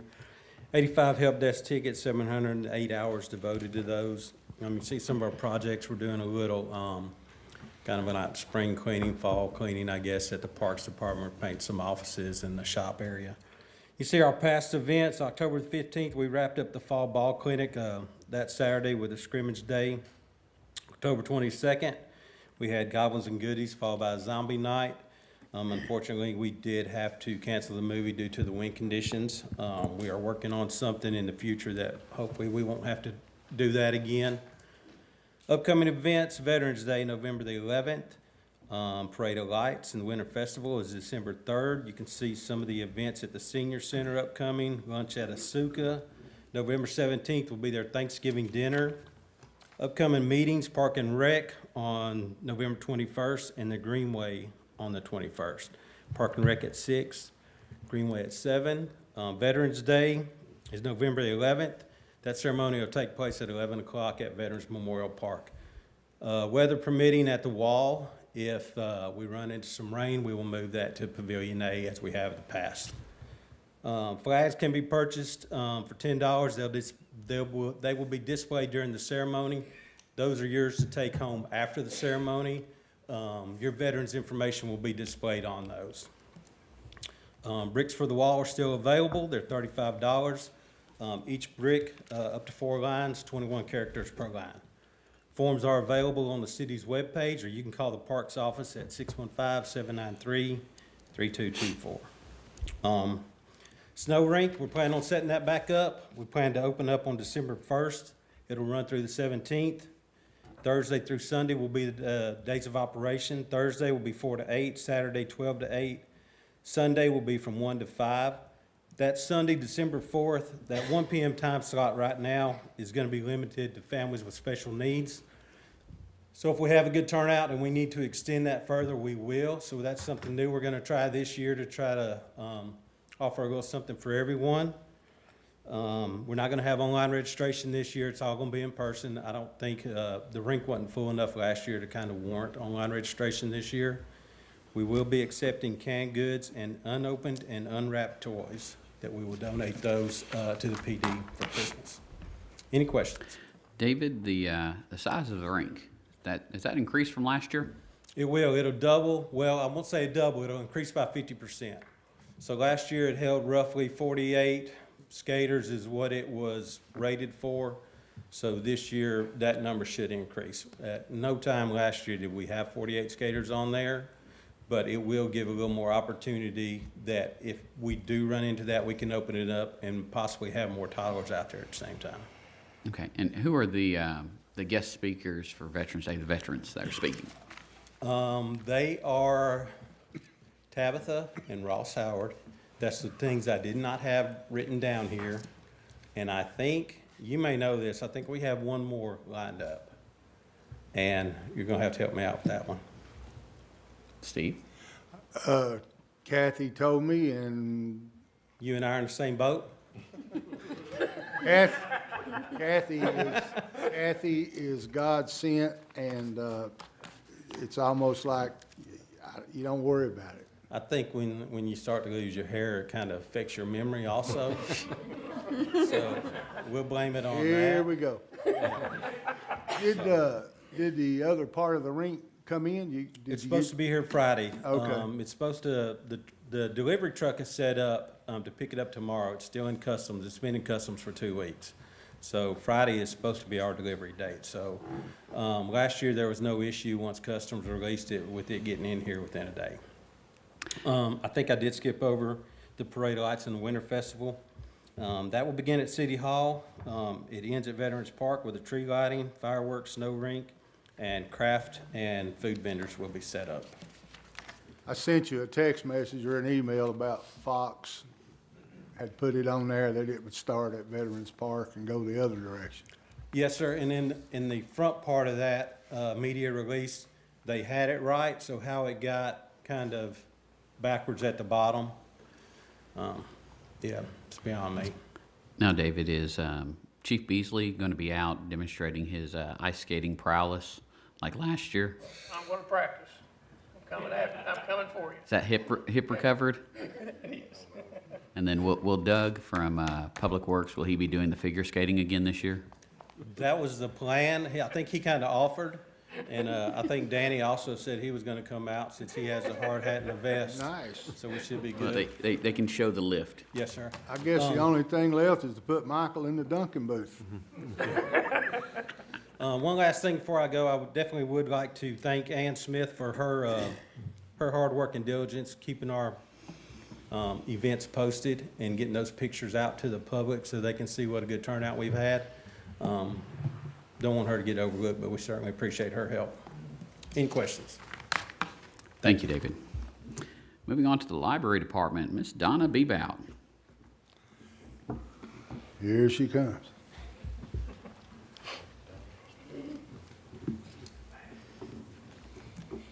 Mayor, Vice Mayor, Alderman, good evening. For the month of October, our attendance was up. We were so excited, 2,857. And our circulation was also up, 3,115. And we also issued 85 new cards. We've had a lot of people that I met at National Night Out and Old Timers Day that have come that said they've just moved to the area and needed to get a library card. So we were very happy to accommodate them. We had 19 programs for ages birth to 17 and 5 for ages 18 and up. We're building those programs back up slowly but surely. Want to talk a little bit about our Saturday movies at the library. Those also have had really good attendance. We just watched Hocus Pocus, the original, this past Saturday. We had several children who really enjoyed that. I was vacuuming today. We always have refreshments.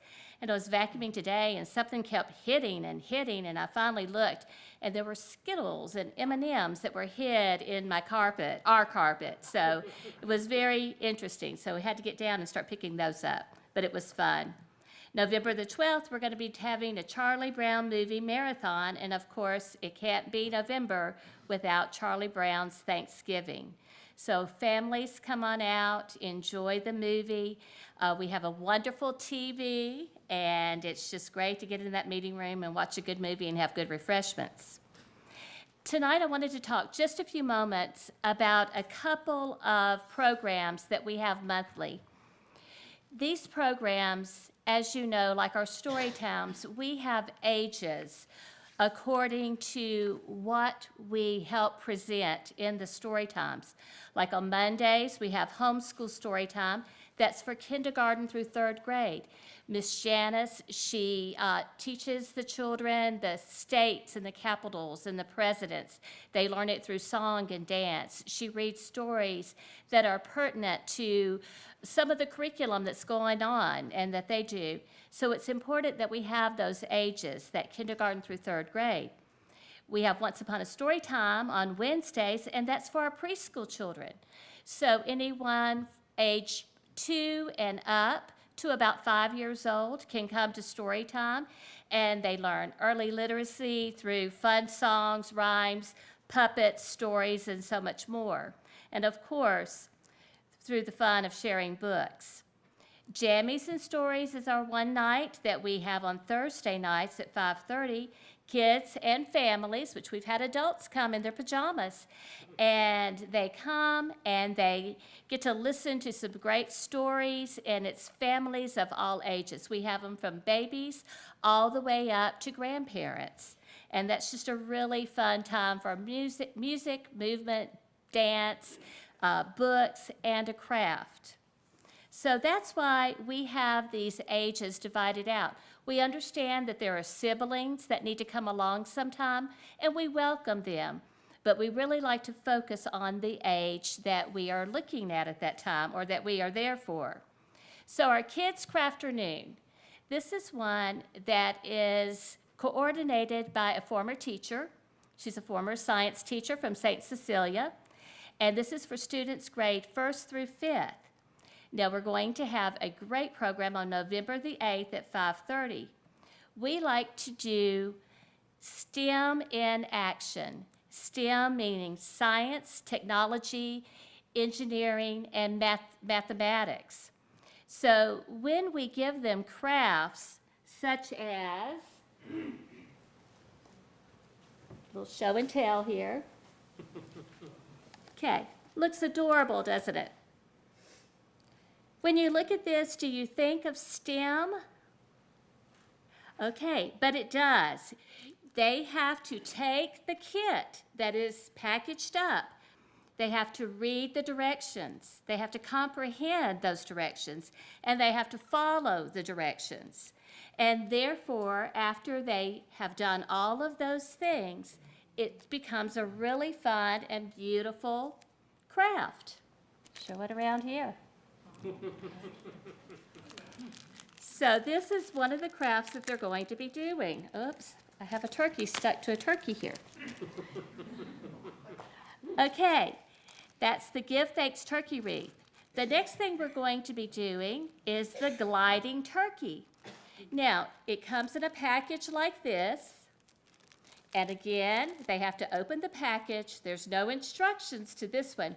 They have to use their mind and figure out how to put it together to make a glider. When they're doing this, Miss Becky's going to be talking about aerodynamics of a glider using currents of rising air called thermals. And we have a demonstration tonight, Mayor. You already did it.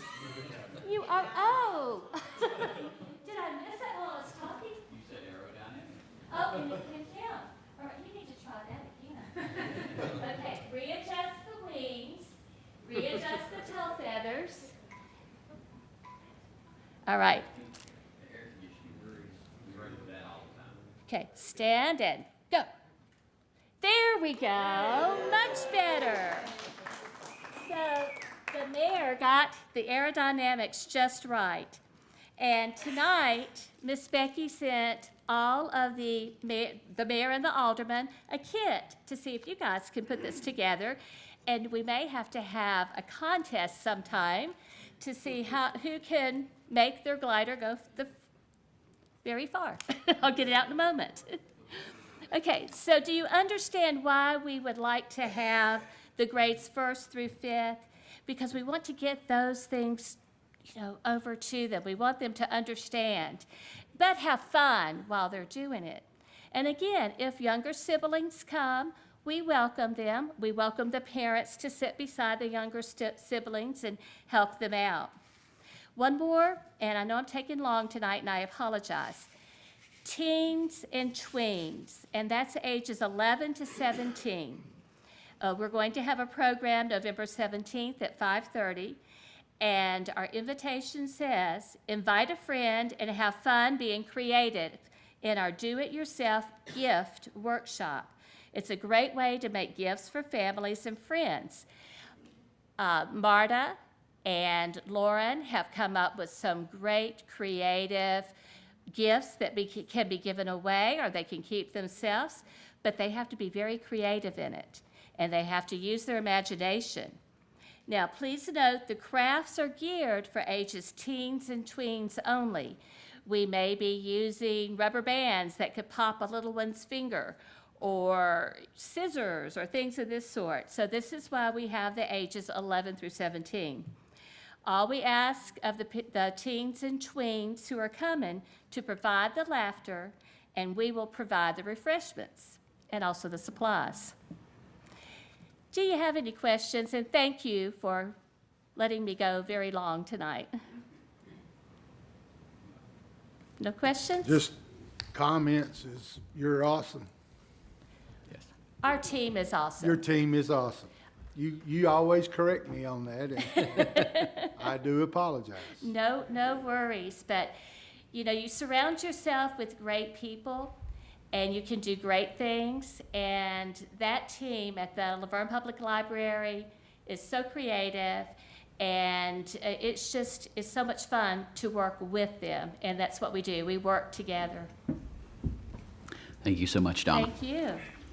Moving on to the finance report. Ms. Tanya. All my stuff. It's their first time, ain't it? Welcome, welcome. Good evening, Mayor, Vice Mayor, Alderman. I just want to apologize. I have no cool show and tell. I'm sorry. I'll be doing the financial report for September 30th. In the general fund, expenditures exceeded revenue by $832,000. Just a reminder, property tax bills go out October 1st, so we're expecting that revenue to increase. Local sales tax was $969,000 above budget, also $198,000 above the prior year. State street aid revenues exceeded expenditures by $262,000.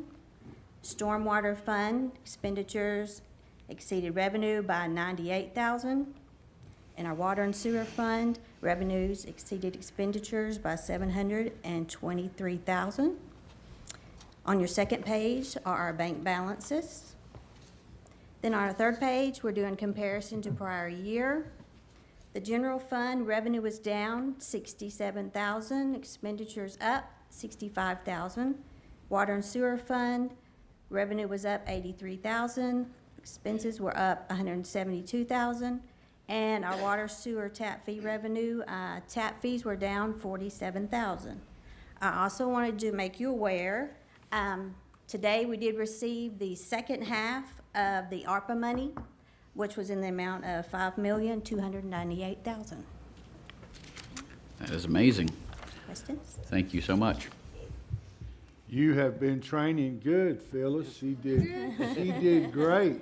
Yes. I think she did better than I did. Next up, we have Mr. Danny Campbell with the water treatment plant.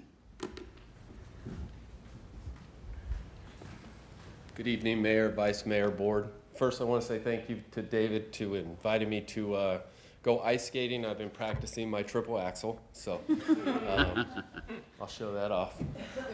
I hope you've had the opportunity to review our monthly report for November. One thing I would like to mention is Infomark was able to take part in the Goblins and Goodies event on the 22nd, and we always enjoy doing the city events and taking part in that, so we appreciate the opportunity for that. Do you have any questions about our report? As usual, can you speak to the customer complaints? I sure can. In the month of November, we had one customer complaint for high pressure. And when our inspector went out to check the pressure, it was about 105 PSI. So we advised the customer to take a look at their pressure reducing valve.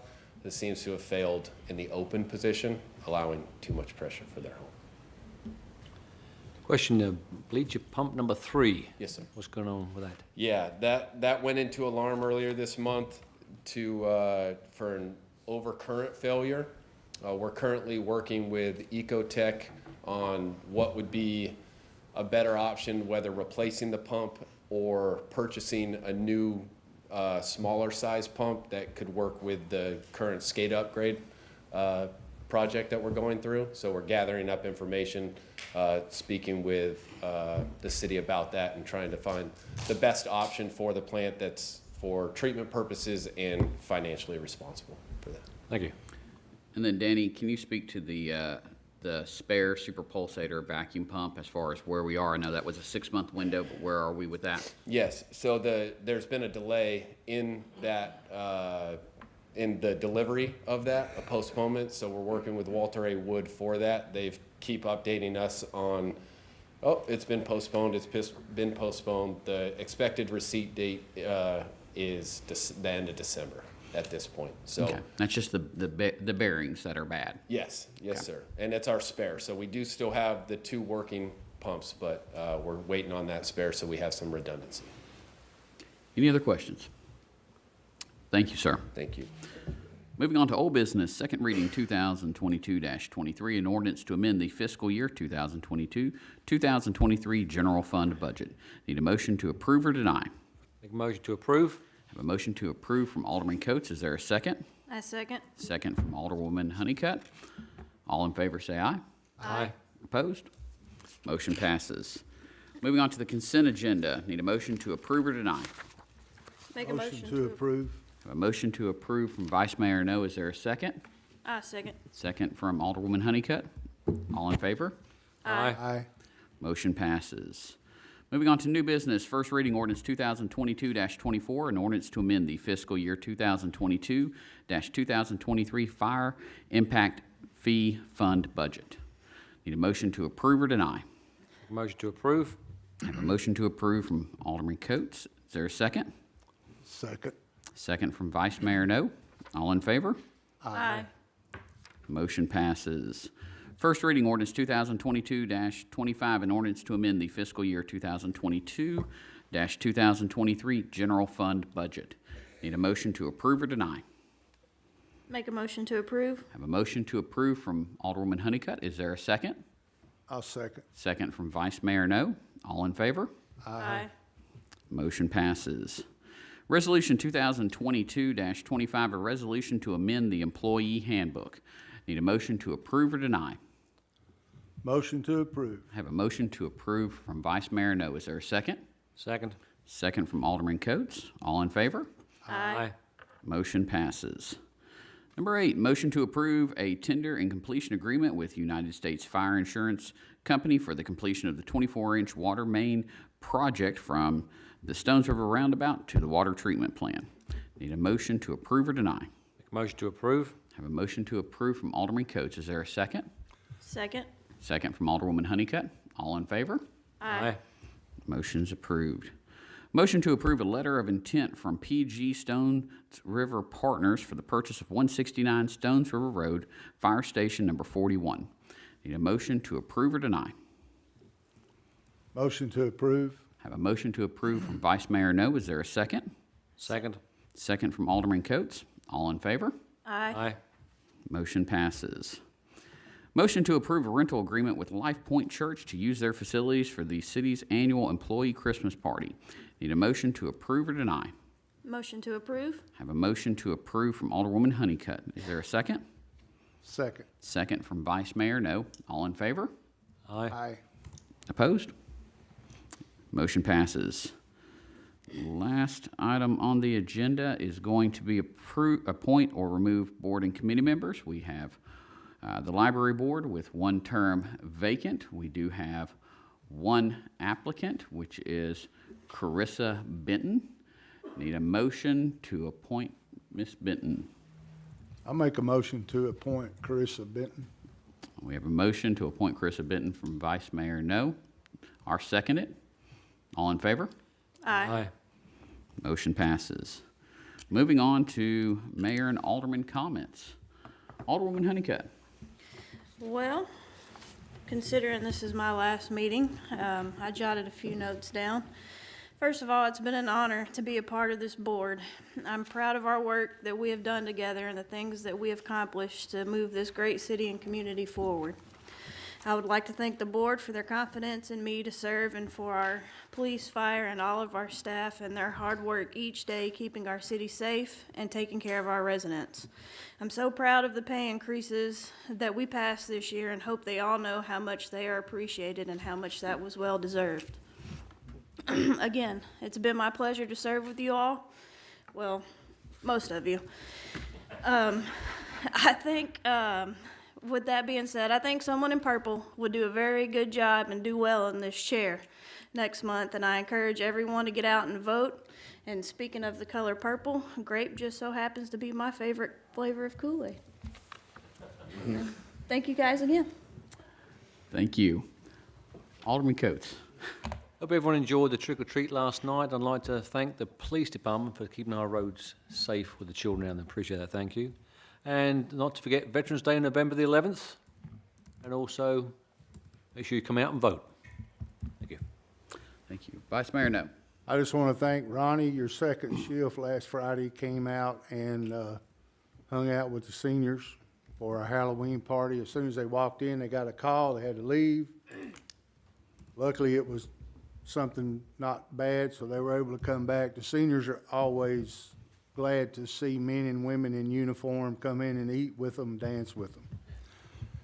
And then lastly, Alderman Honey, well, no more, Miss Honeycutt. Thank you for accepting the appointment. Thank you for stepping in and stepping up. I'm sorry that your job took a turn for the worse, so to speak, for this position, and it kept you from being here quite a bit. And a lot of people don't know that this is not a real demanding position, but sometimes when you're working, it is.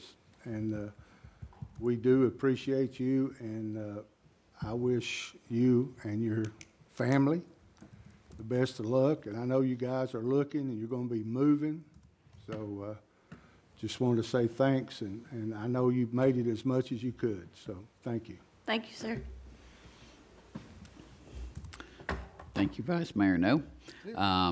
I want to take a moment and thank Chief Davis and the police department for Halloween. I saw many cops out patrolling streets with blue lights. I also saw several out handing out candy from blue buckets in their car. So that is a great way to engage the community that's out and about.